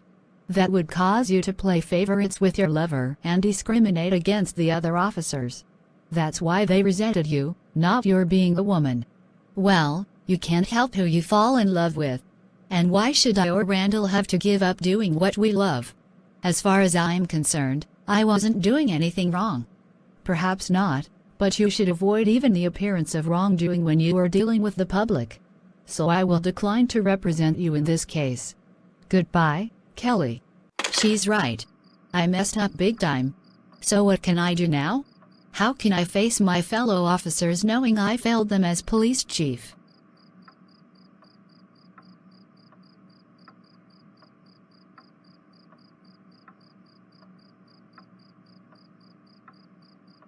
This is Randall. I am so sorry about what happened, and I realize it is my fault as much as yours, so I have decided to quit both the police force in this town and quit our relationship too. Instead, I will return to the Dallas-Fort Worth area to start over. I still love you, but for your sake, I have to let you go. Goodbye, Kelly. So even Randall has abandoned me.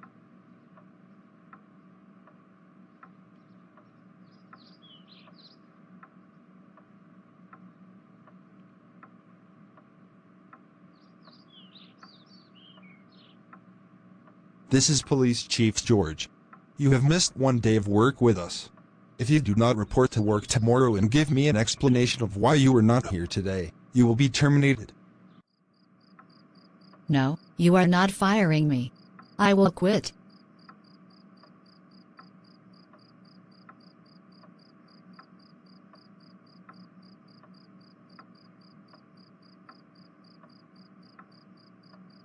Ah, here's something. This airline is wanting to hire new pilots. And I do have a pilot's license from my teenage years.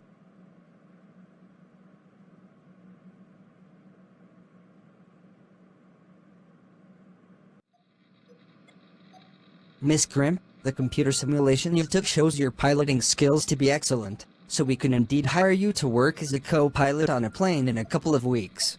Congratulations. Now let's put you in a pilot's uniform to see how you look in it. Wow, this is awesome. I spent years trying to be a success as a cop, but now as a pilot I feel this was my true calling. Thank you. I can't wait to start flying. You look like someone who takes her job seriously, so I doubt you were a bad cop. You must have been surrounded by bad people. But you will find jerks in any profession. It's refusing to let them get you down that will help you be a success, no matter what you choose to do.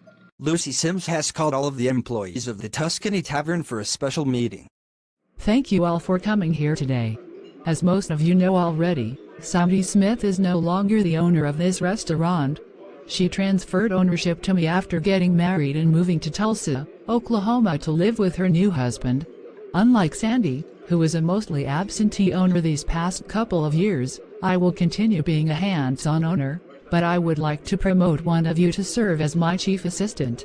And the two candidates for the job of assistant manager are Bella Sterling, the head waitress, and Penny Bentley, the head cook.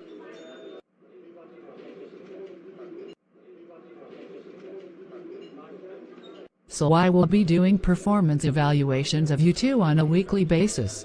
After 3 weeks I will choose who will be promoted to manager. May the best employee win. So this is a competition. Well, I have the obvious advantage, because I am older. As a waitress, I am the public face of the restaurant, so I am a natural fit to be a manager. Don't get overconfident, Bella.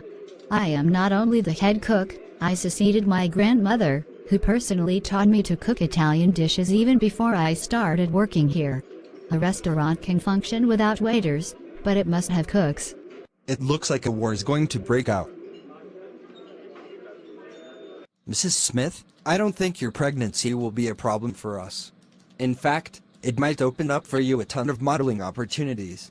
If you read magazines dealing with maternity issues, you should know that most of the pregnant women appearing in photos shot for those magazines are professional models, and they get paid well for that work.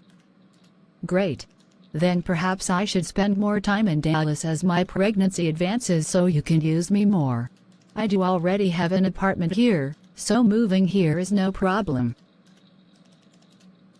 So I think it would be best for me to stay in Dallas until the baby is born.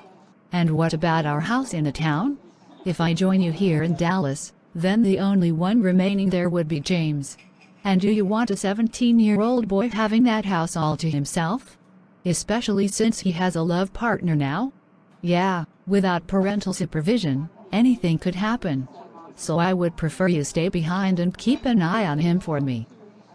And let's not even consider having him move to Tulsa to live with Mother Sandy. He won't tolerate being separated from Penny. Debbie, thanks for meeting with me here. We have much to discuss. How's your pregnancy progressing? Great. Dr. Drake says I am totally normal.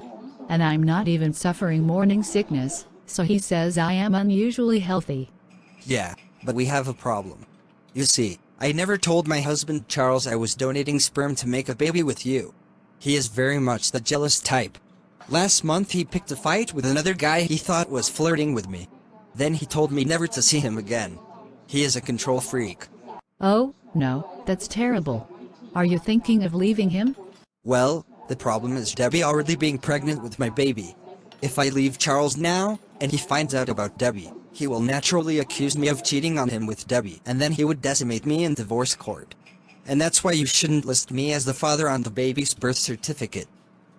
Michael, your secret is safe with us, but I am concerned about your personal safety. What if Charles hurts you? He could also hurt you too. Michael, if he comes after Debbie, he will have to go through me first. And I never back down from a fight if it involves protecting those I love. Okay, that settles it. We are not moving to Dallas. In fact, we will give up the apartment we have here and just stay in our house in the town. If I come here for modeling sessions, I can stay in motel rooms. This way we can avoid trouble with Charles. Eric Sterling, who works as an auto mechanic, consults with Dr. Drake about his car. So basically you need to replace the belt to allow the engine to run normally again. The belt turns the fan which blows air through the radiator. That's why your car overheated and then stalled. And how much will it cost to replace the belt? About $400 to $500. So much to replace one part? That seems excessive. And how is that different from charging a patient thousands of dollars for much-needed cancer treatments? Touché. Mrs. Flowers, it appears you have stage 3 kidney failure and you may need a kidney transplant. I will arrange for you to have frequent dialysis treatments here. At least once every other day. But doctor, I work as a cashier at a grocery store. How can I afford such treatments? My medical insurance only covers half of the costs of such treatments. The rest I will have to pay for myself. My family may be forced into bankruptcy in a few months. Mother, maybe I can make an appeal on Facebook for people to make donations to us to help pay for the costs. Bella, I don't want to be a burden on anyone else. You and Eric have to think about yourselves too. I should be the one making sacrifices for you, not the other way around. Just then Dr. Drake remembers that Bella is Eric's wife. Mrs. Sterling, I'd like to make an offer, but need to speak to your husband.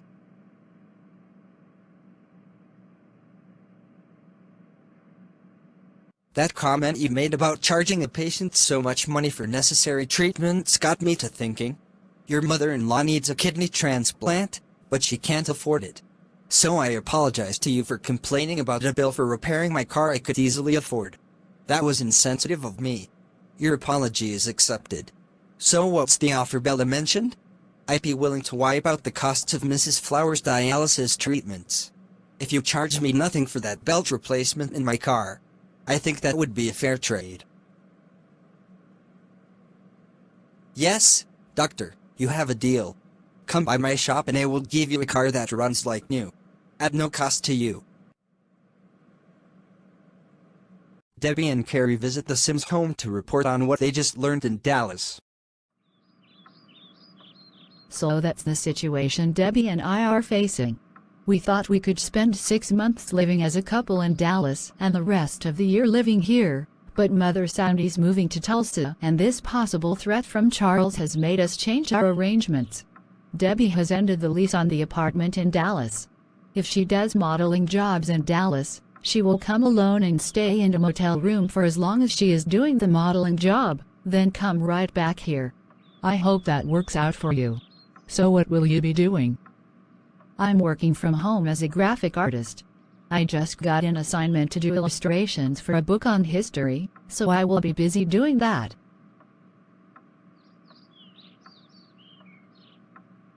Penny, I'm thinking of quitting the job at the Tuscany Tavern. Why? I thought you liked that job. I do, but I don't want to get in the way of your competition with Bella over who becomes the next assistant manager. I am your love partner, but I work under Bella as a waiter. That puts me in the middle. I really want you to focus more on your cooking job and not get so distracted by me. I appreciate that. But won't it be awkward, you not having money and me being the one paying for our dates? I don't plan to be jobless for long. I will figure something out. But we can always do things together that cost us nothing. Like this.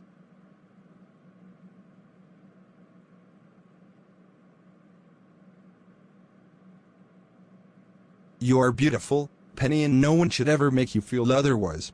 And you are as cute as you're smart, and I love you for both those reasons.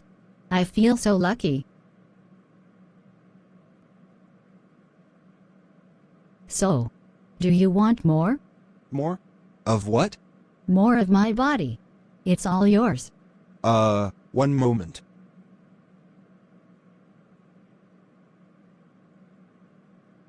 Debbie, where are you now? And what are you doing? I'm here with Carrie at the Sims house. Mother Jessica and I are making dinner for us, Vicky and Mother Lucy. So we will be here for a while. We will have plenty of time for that. Private stuff.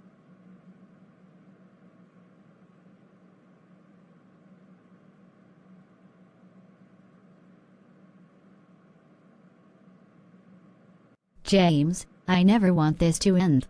No boy has ever made me feel so loved all over.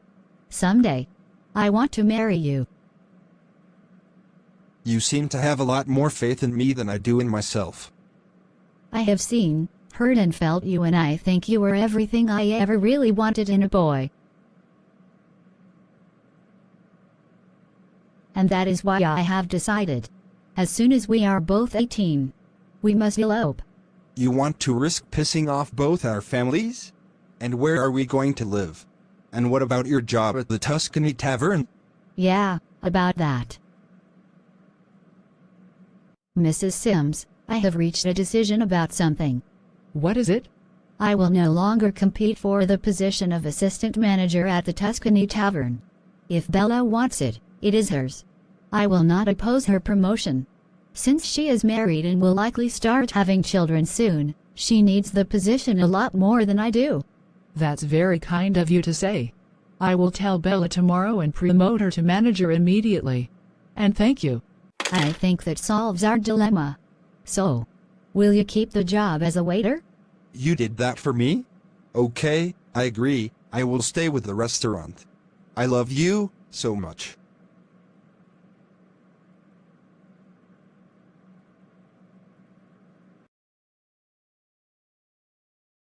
So how's your new life in Dallas? It's okay so far. I will be taking my first flight tomorrow and I am so looking forward to it. Good. You should know that while I opposed your relationship with Randall, I was shocked when the mayor suddenly demoted you. I thought he would merely threaten to demote you to make you end the relationship. I was even more shocked when he replaced you with George Anderson, the mayor's son. He has only been a cop for 5 years. Nepotism is never cool. Yesterday, I overheard George talking to 2 other officers. He said, "I want you to dig up any dirt you can on those bitches who ruined our town." He then mentioned the Tuscany Tavern. Oh, no. Could he be plotting against the Sims couple? Lucy Sims does own that restaurant. Yeah. And for the record, George is one of those Baptist rebels that have been meeting in private homes ever since they defected from their church when it became Unitarian Universalist. I know. He invited me to join his group, but I refused and then we stopped being friends. I think George may soon be causing all of us trouble. He never should have been made police chief. Congratulations on your promotion, Bella. You will still work as a waitress, but you will be above all the others in rank and answer only to me as the owner. Thank you, Mrs. Sims. I will work even harder than before to prove myself worthy of this position. And it seems I have you to thank for this, Penny. Well, I just felt it was the right thing for you to have the position. Your friendship means a lot to me.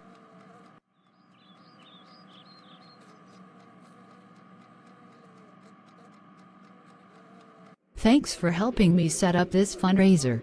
I hope we can raise thousands of dollars today to help elect Democrats to office in Oklahoma. Yeah. I was a lifelong Republican until I encountered so many Republicans who were openly spitting racist crap. Those idiots think they can exclude Mexican immigrants from here, but refuse to pick the crops the immigrants are known to work with. They also oppose abortion rights, but refuse to endorse better sex education which would reduce the need for abortions. So I became a libertarian. But since libertarians are unlikely to be elected to office anywhere, I will support your efforts for the Democrats, for now. And what are you doing here? Just checking out the competition. So, are you thinking of running for office, Steve? No, I'm a businessman, not a politician. We tried having a businessman as president, and we know how that turned out. Diana, you are like a stain on a carpet I can't vacuum up. Now go away before I call security. Debbie, what are all these mailings doing here? All these Christmas cards and other items? Last month I got an appeal from a charity asking me for money to send to children on an Indian reservation. So I sent that charity about $15. Now I got another appeal from them. And more requests for money from others. And some of them are sending me items that are useful around the house, like bags, cards, pens or tools. Doesn't that cost them money? Of course it does. Then you feel guilty for them sending you the items, so you send them more money. Which leads them to send you more appeals, often with useful items, creating a vicious cycle. My mother Jessica knows all about that crap, because it happened to my grandmother in Boston many years ago. My mother Kelly received many such appeals a few months after my father died. She sent one donation to a charity, and they sent her a dozen more appeals over the next 2 years. She also began receiving appeals from other charities. After a couple of years, she had sent these charities thousands of dollars, and she was unable to save any money for herself. She couldn't even send me and Lucy gifts while I was pregnant with Carrie. Lucy and I had to spend months helping my mother to get her name and address off the charity's mailing lists. Lots of phone calls. Lots of letters, and even threatening a lawsuit in one case. When you respond to one charity, your name and address is flagged as a likely donor for future appeals, so your information is passed around to more charities. So it is wrong to help others through those charities? But I like helping others. Yes, but that is taking the easy way out. Real charity work involves getting your hands dirty, not merely sending a check to some group that may be only a scam.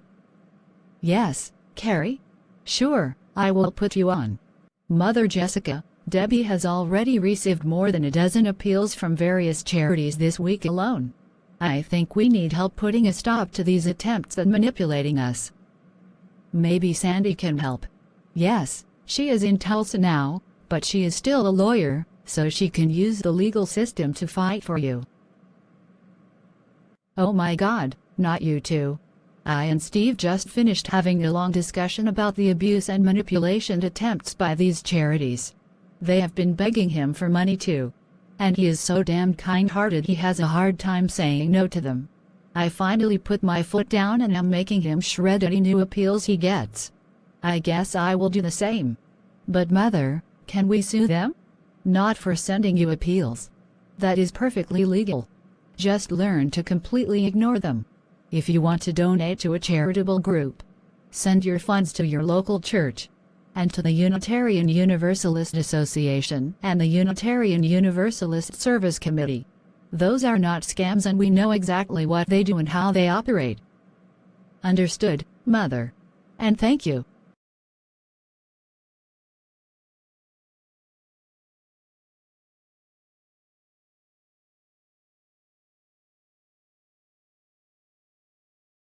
Lucy Sims leaves the Tuscany Tavern after another day at work. Not again. Lucy pulls over and then gets out of her car to deal with the police officer that was following her. What do you want? Didn't you notice the broken tail light on your car? That's very neglectful of you. What? But it was broken last week and I got it replaced. How did it get broken so soon again? I don't give a damn about your excuses. I'm writing you a ticket.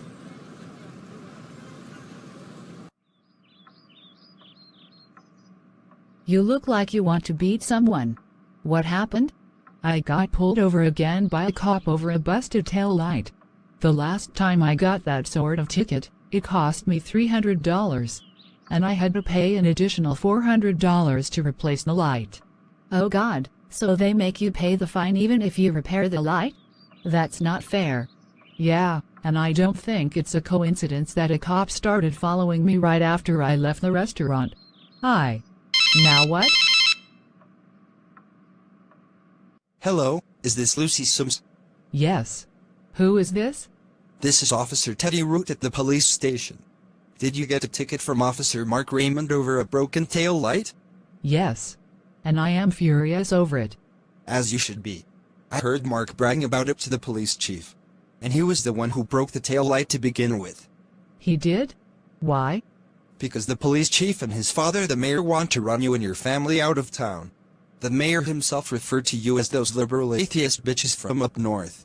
They are deliberately targeting you. Do you have proof of this? I will need it to fight the ticket I just got in court. Yes. I will bring you that proof. Officer Tuddy arrives at the Sims home an hour later. I used an app on my cell phone to record part of my conversation with Officer Mark, Police Chief George Anderson, and his father, Mayor Ted Anderson. They all want to get rid of you.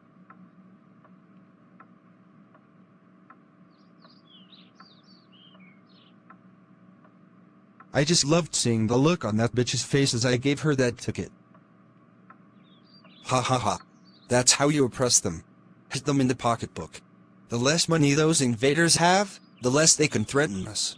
Eventually, I hope they will do the smart thing and leave town. We never wanted them here. You can only break her tail light so many times before she figures us out. We'd better find a new strategy. I'm already making plans to target the other lesbian bitches next.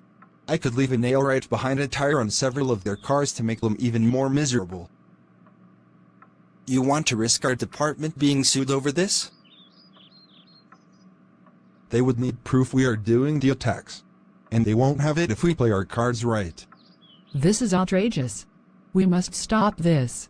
Maybe I'm weird, but I'm one of those people that thinks all people should be treated with respect, regardless of where they come from or what they are. I am myself an immigrant, being born in Ireland. And I'm Jewish. They spoke of targeting other lesbian bitches. They must mean not only me, but Carrie and Debbie too. Mother Lucy, I may not be a lesbian bitch, but I am still your daughter, so when you were targeted, they heard me too. I'm going to make some phone calls. We need help. So that's the situation, Sandy. Could you please come back to town and defend us? From what you have told me, we need to not only fight a ticket, but we need to get the mayor and the police chief replaced. They can't be allowed to get away with such abuses of their positions. I will return to town as soon as I can to help you. Steve, I think I need to leave Tulsa, and you, to deal with the situation in the town. My friends, and perhaps my daughter too, are being threatened. I understand. Do what you must. I will stay here and wait for you. Steve, I don't know if I will be coming back soon. I didn't have my driver's license changed yet when I moved in with you, so legally I still live in that town in Texas. And I am thinking of running for mayor of the town. Someone has to stand up to the corruption there and stop it. Well, if anyone is fit to run that town, it would be you. So I will agree to a separation. And good luck. Again, I owe you. Don't worry about me. Just go back there and kick those jerks on their asses. They pissed off the wrong people. Welcome back, Mother.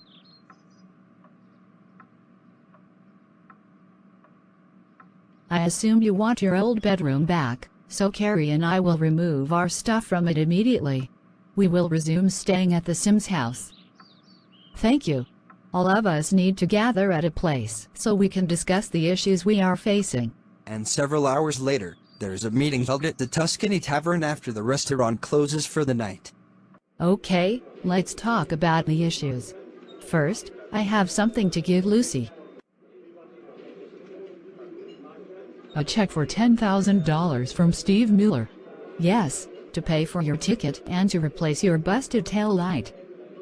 Actually, Eric Sterling already replaced it, at no charge, after I told him why it was busted again. Speaking of which, Eric and Bella, thanks for agreeing to watch the parking lot for us.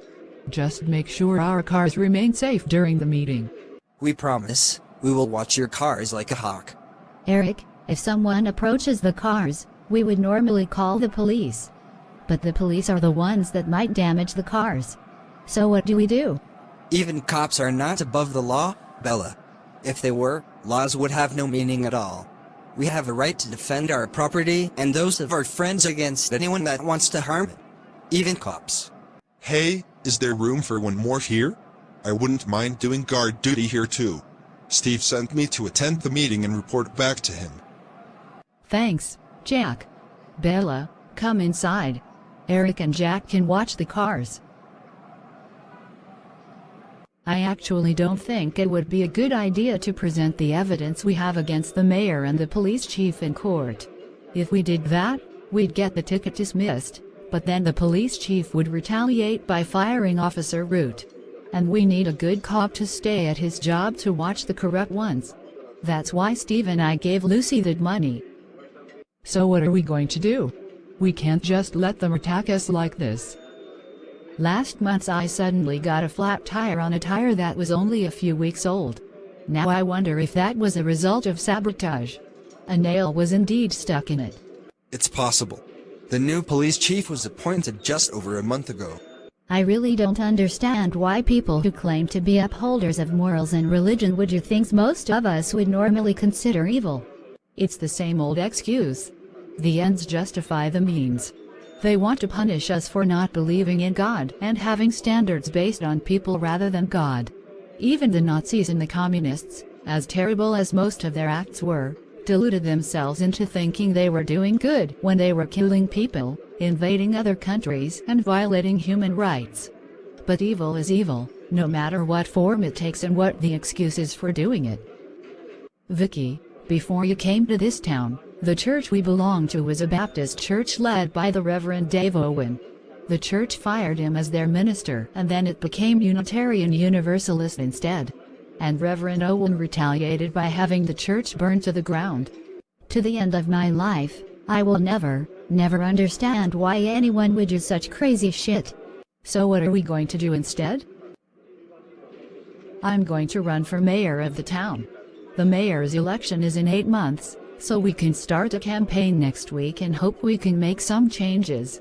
This town badly needs them. Sandy has already appointed me to be her campaign manager. We just need a platform. Why not just run as a Democrat? That seems obvious. People will be expecting Mother Sandy to speak on issues specific to this town. Merely having the party label is not enough. My biggest issue will be to stamp out corruption and abuse in the town's government. We need to make sure all citizens of the town are treated as equals, no matter their background, their appearance, or their beliefs.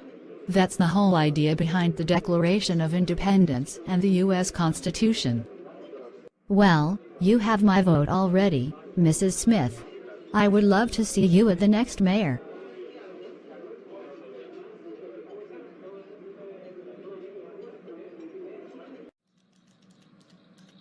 Whitney, this is where you will do most of the work for my campaign. You will take phone calls and answer questions from members of the public.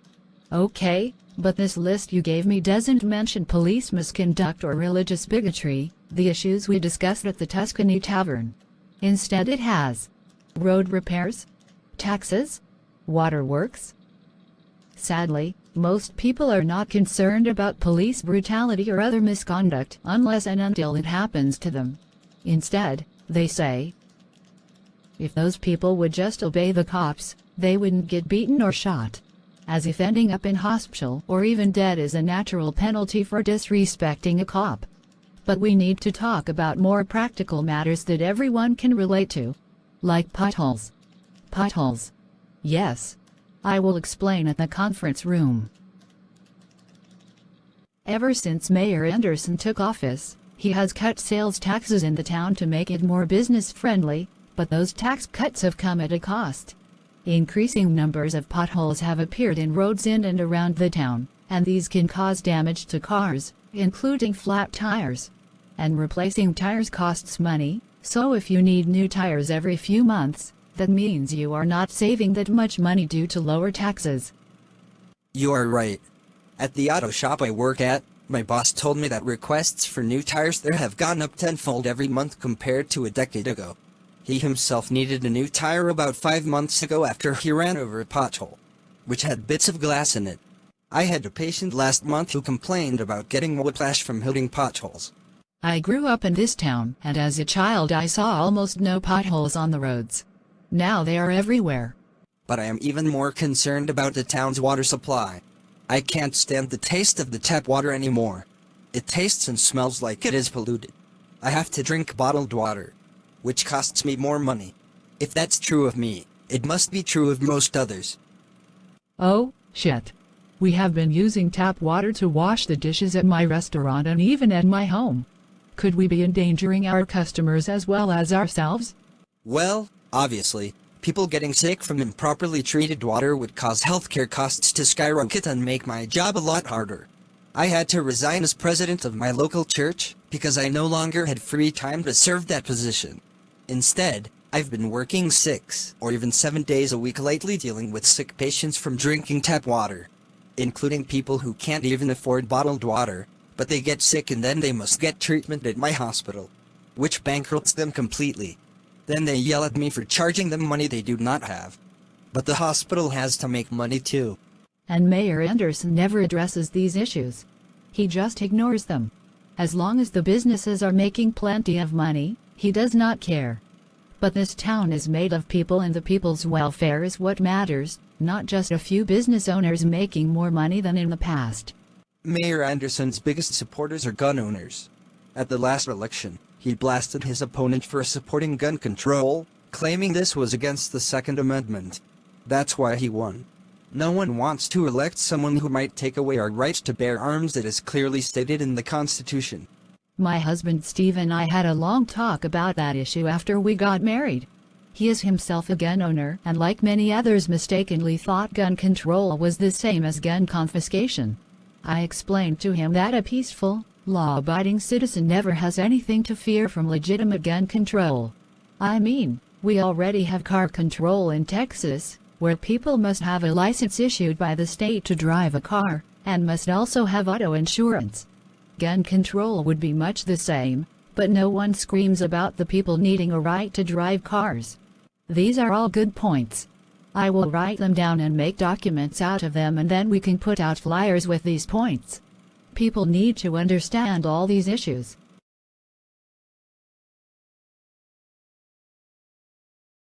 So that's what happened.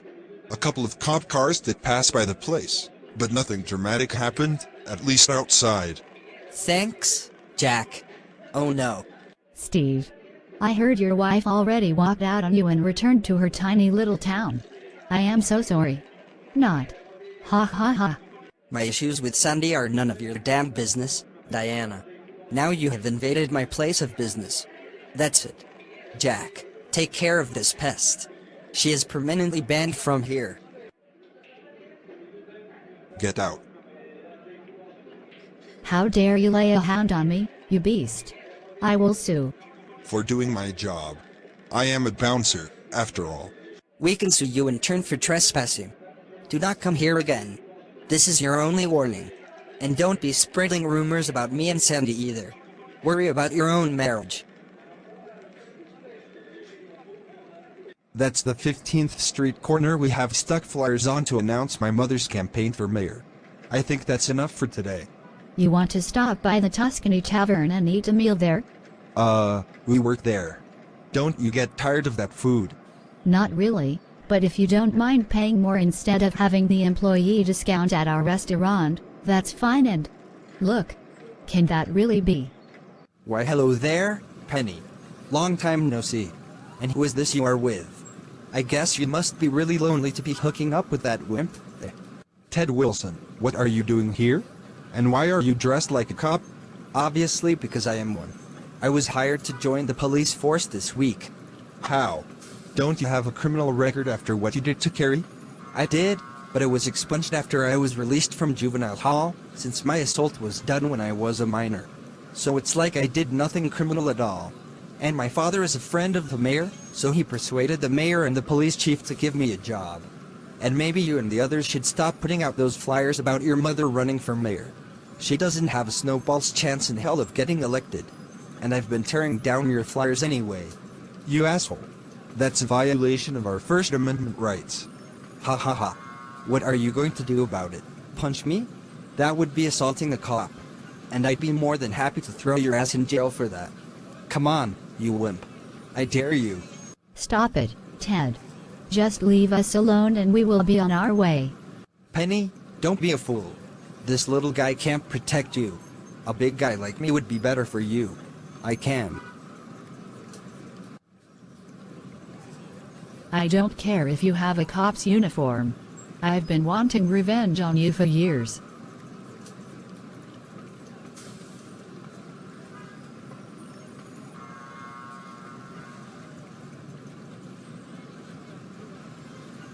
You know you will be arrested and jailed for that, right?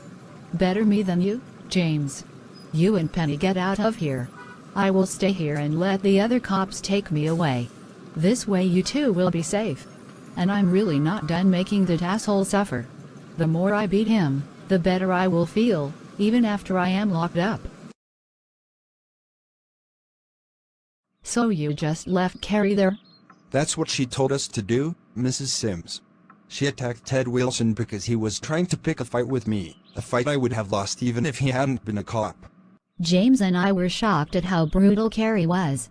Ted tried to fight back, but that only made Carrie beat and kick him harder until he was on the ground begging her to stop. And she wouldn't until he was out cold. That's going to be of little comfort with Carrie being jailed for what she did. It's Carrie. Mother Jessica, I've been arrested and put in jail. I know. James and Penny were just telling me what happened. Why did you have to take on Ted Wilson again? Especially now that he is a cop. You could go to prison. I'll do whatever I have to in order to protect the ones I care for. Thankfully I haven't been beaten and I can get 3 meals a day here, so I am in no hurry to leave. Oh, Debbie wants to talk to you. Thank you for protecting my little brother. I will call my mother and ask her to try to bail you out and to represent you at your trial. Thanks. I just hope that doesn't mess up her campaign to become the next mayor of this town. I am here to see Carrie Sims. Please take me to her cell. All right, but I have made a motion to have her remanded without bail, so I will accept no bail offer from you or anyone else. Mrs. Smith. Or should I call you Mrs. Miller now? Mrs. Smith will do. And why are you and other officers wearing those red hats? You must know those are to today what the pointed white hoods were to our ancestors a century ago. You are comparing us patriotic Americans to the Ku Klux Klan? It is common knowledge that the slogan "Make America Great Again" was based on the absurdity that America stopped being great when a black man, Barack Obama, became president. That is nonsense. Black people are not inferior because of their skin color and the presidency, and America itself was not degraded by Obama. You white supremacists need to grow up and fade away for good. I'm sorry, Carrie, but it looks like you will be here for a while. I know, and I am not worried about it. We need to talk about how I am going to defend you at your trial. Well, as a matter of honesty, shouldn't I just plead guilty? Absolutely not. If they have a case against you, make them provide it in court. You will be presumed innocent until proven guilty. And I will give details of your previous dealings with Ted Wilson so the jury will know what kind of person he is. And I am hoping the jury will actually vote to acquit you once they know the whole truth about both you and Ted Wilson. This is known as jury nullification and is the whole reason why trials by jury were established to begin with. If people think your crime was actually justified, they won't send you to prison. I hope you were right, Mother Sandy. I will follow your advice.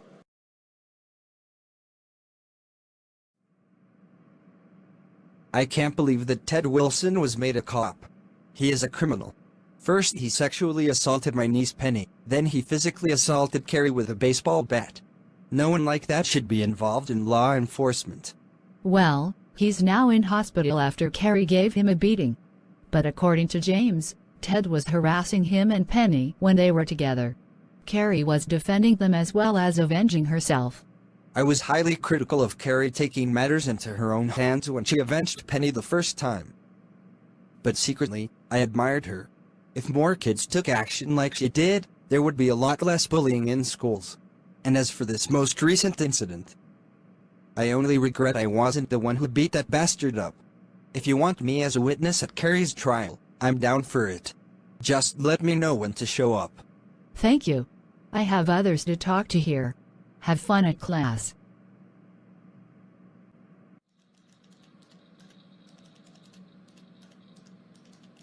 Whitney, what's wrong? Why are you crying? I just got an email from my youngest brother, the only one of the Owen family still talking to me. My grandfather is dead. Oh no. I am sorry. My parents are furious at me.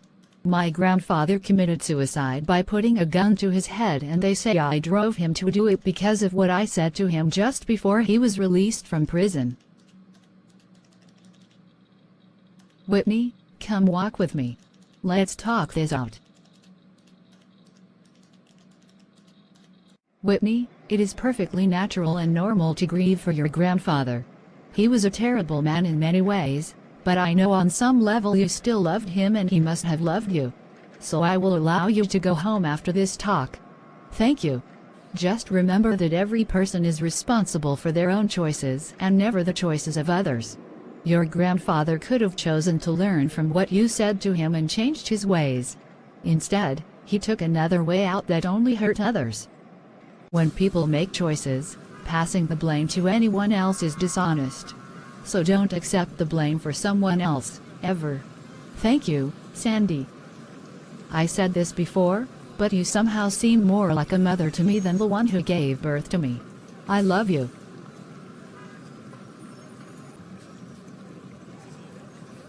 I think maybe that's why I was interested in James for a while. Because I wanted to be part of a more loving family, a Smith rather than an Owen. Well, Smith is actually a very common name. It comes from the profession called blacksmith, involving working with metals, and every community had at least one blacksmith. And there is nothing wrong with the name Owen, really. You can redeem it. And you have all the love you need within yourself and with me, Debbie, Carrie, and others already. You don't need James as a romantic partner for that. He and Penny seem to be doing well together, so I am happy with how things are turning out. Mother, look what I got in the mail today. An offer of a scholarship to Harvard. This is wonderful. Harvard is one of the most prestigious universities in the whole world. I know and I want to go, but there is a problem. What is it? While you were away in Tulsa with Mr. Miller, Penny actually proposed to me. She even said she wanted us to elope and go live somewhere else after we turn 18. So if I go away to Harvard, I'd have to take Penny with me. Or go alone and break her heart. Why would she want to rush into marriage with you? You two have only been dating a few months. I guess because she wants to follow the example of Debbie and Carrie, who married while they were still in high school, and Bella and Eric, who married right out of high school. They seem to be doing well. Every couple is unique, James. Some couples may date for several years and never get married, some may marry after 1 or 2 years, and many don't even last 1 year. If Penny is really devoted to you, she would be willing to wait until you get your college degree and then a high-paying job to support a family before marrying you. Debbie, Carrie, Eric, and Bella never had plans to attend college, so they got married early. That's not right for you. I know. And I just remembered some advice Father gave me. When you get older, you may find difficulties in your own relationships. You shouldn't expect to marry and spend the rest of your life with your first girlfriend. At the time, I thought he was just making excuses for his cheating on you. But it seems he was right after all. So, what am I going to do about Penny? Just tell her the truth, James. You are going to college to make a better life for yourself. You are not ready for marriage anytime soon, and so either she changes to adapt to your needs, or you two must break up. That choice is hers. Why have I been brought here? Who are you? I am the district attorney for this town, and I'm here to make you an offer. What sort of offer? You are facing very serious criminal charges that could put you in prison for several years. Assault of a police officer, inflicting grievous bodily harm, disturbing the peace, disorderly conduct. But I could drop all the other charges and keep only assaulting a police officer. And if you plead guilty to that, you would only spend 1 year in jail and be fined $10,000. Sorry, but my attorney is not here to advise me, and until she arrives, I will say nothing more.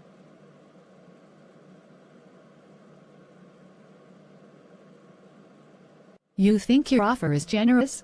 You should be conducting an inquiry as to why Ted Wilson was hired to be a cop so soon after being released from juvenile hall. That seems a little strange to me. Also, I have something to show you. A witness came forward with this video footage he took with his cell phone.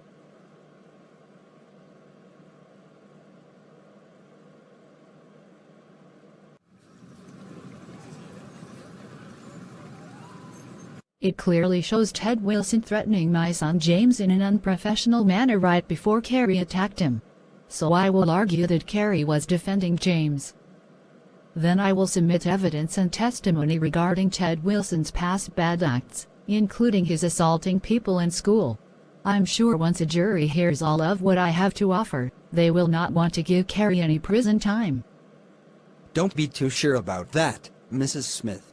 Most public citizens take a very dim view of people who assault cops.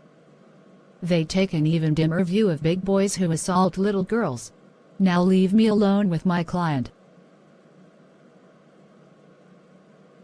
Thanks for bringing that footage.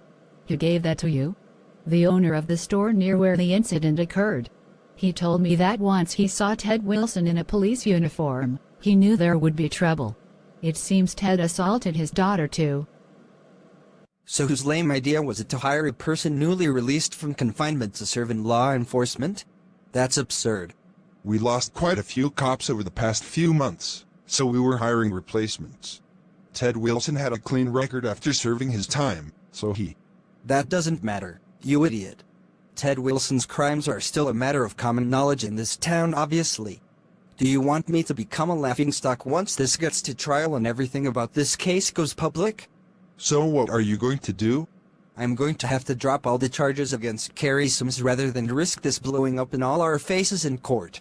And you should terminate Ted Wilson's employment as a police officer and not do something like that again. I took one look on social media today and virtually everyone and his mother in this town are outraged about Carrie being locked up and Ted Wilson being on the police force. You messed up. Carrie, I have great news. You are free to go. What? Why? Your mother-in-law not only insisted you go to trial, she actually sent the details of Ted Wilson's past history with you and Penny Bentley to the press. The website of a newspaper in Dallas just published an article about the matter, and it is literally the talk of the town. So now all charges against you have been dismissed. Congratulations. Justice.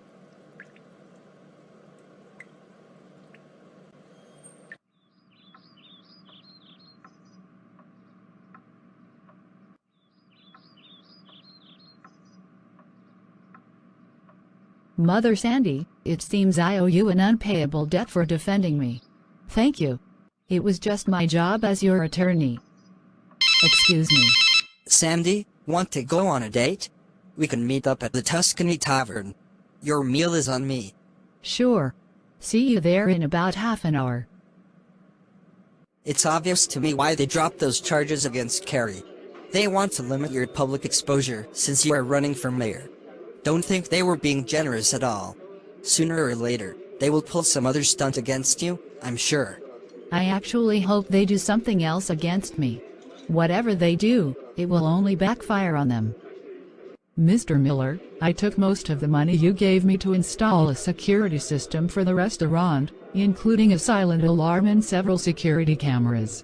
There is one viewing you and Sandy now. Good. This restaurant is your greatest asset. You must do all you can to protect it. Having suffered a humiliating defeat, Police Chief George Anderson comes up with a new plan. That restaurant owned by Lucy Sims is what she and her wife Jessica and their daughters depend on for income. If we destroyed the restaurant, they would likely have no choice but to leave the town. Right, plus it would punish anyone foolish enough to work for that atheist lesbian bitch. I can get tools to force the front door open and then we can start a fire in the kitchen. Good. and they will bring gasoline to pour at various places to act as a chemical accelerant to make the whole place burn down faster. Thanks for letting me use your wife's flower shop as a place to distribute flyers for my campaign, Mr. Hernandez. No problem. I read what you proposed about increasing the funding for the town's schools, and it looks exactly like what we need. I was disturbed about my school having to cut teachers' pay, causing some teachers to either quit or take a second job to make ends meet. That's never acceptable. If teachers are not being paid a living wage, the well-being of our children is at risk. And Mayor Anderson has ignored my complaints about. Oh, speak of the devil. Carlos Hernandez. I can't believe you are giving support to this communist to be our mayor. What communist? How is supporting adequate funding for our schools communism? If she gets elected mayor, she will cause taxes to skyrocket. Businesses will be less profitable and people will lose jobs. You are very good at using buzzwords to inflame the public discourse and misrepresent the issues. Did you learn that shit from Joseph Goebbels? Mr. Hernandez, as a person of color, aren't you offended by our mayor going out in public with such an obvious symbol of racism on his head? Indeed, I find such things to be highly divisive. He also has a Confederate flag as a bumper sticker on his car. Clearly he doesn't represent all the citizens of this town. Texas was part of the Confederacy, so that flag is part of our heritage. Likewise, Texas was part of Mexico, and thus the Mexican flag is also part of our heritage. Maybe I should put that flag on my car? Though I did not come from Mexico. I was born in Austin. We should be Americans first and foremost. Trigger warning, this episode depicts acts of extreme violence. The Tuscany Tavern should be closed by now. How long do you think it will take for the restaurant to clear out completely? Probably an hour. And there's the owner. She is locking the door. The cops continue to wait until Lucy has been gone for about half an hour, then they approach the restaurant. Okay, use the tools you have to open the door. And we need to be quick about this. Unknown to the cops, Lucy installed a security system, including a silent alarm and cameras. As a result, Jessica. Someone is breaking into the restaurant. I just got a notice on my phone. Just as you feared would happen. I will wake up the others. You go out and start our car. Now that we have poured gasoline all over the floors, time to start the fire here. Police Chief Anderson then dumps the last of the gasoline on the stove and turns it on. As a result,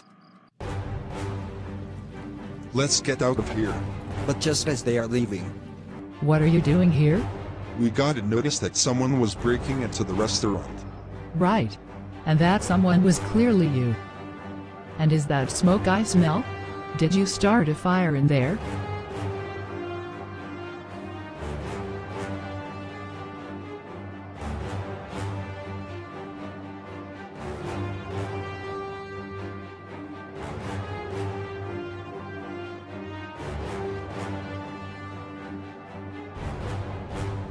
The rest of you use their own handcuffs on them. I will go in and stop the fire. Jessica, call the fire department. You are right, Mrs. Sims. There was gasoline all over the place. This was clearly a case of attempted arson. Had you and the others not arrived so quickly, within an hour the restaurant would have been destroyed. As it stands, only the kitchen suffered minor damage.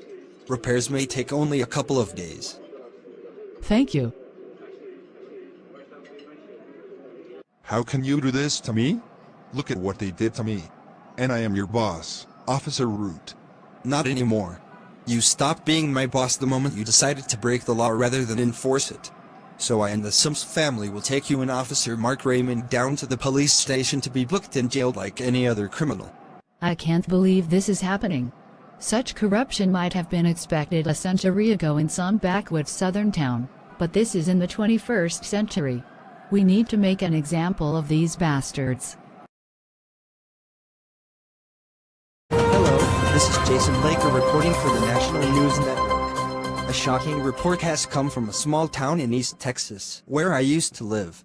The town's police chief and one of his junior officers were arrested last night after they were caught in an act of arson at a local restaurant, the Tuscany Tavern. And this is Lucy Sims, the owner of the restaurant. Mrs. Sims, please tell us what happened. Well, several weeks ago, I got a ticket over a busted tail light, and I didn't know how the tail light got broken. I replaced it, only to have it broken again and again. A cop gave me a ticket. Then another cop came to me and told me the broken tail lights were acts of vandalism by cops themselves. I was being harassed. The good cop even showed me evidence that the police chief and the mayor were involved. They are father and son, by the way. I see. So what happened next? I had installed a security system at the restaurant. One night after the restaurant was closed, its silent alarm was triggered and I got a notice on my cell phone. So I, my wife, our daughters and our daughter-in-law rushed over to the restaurant where we found 2 cops, including the police chief. We fought to stop them from escaping and I went in to put out a fire that had just been started in the kitchen. And I think I gave you evidence from one of the security cameras. Indeed, here it is. Wow! What a scandal. Yes. I am pressing charges against the 2 cops. This incident has caused most of the town's population to demand that the mayor, the father of the police chief, resign and that all but one of the cops in the town be fired. A protest march against the mayor is being organized for next weekend.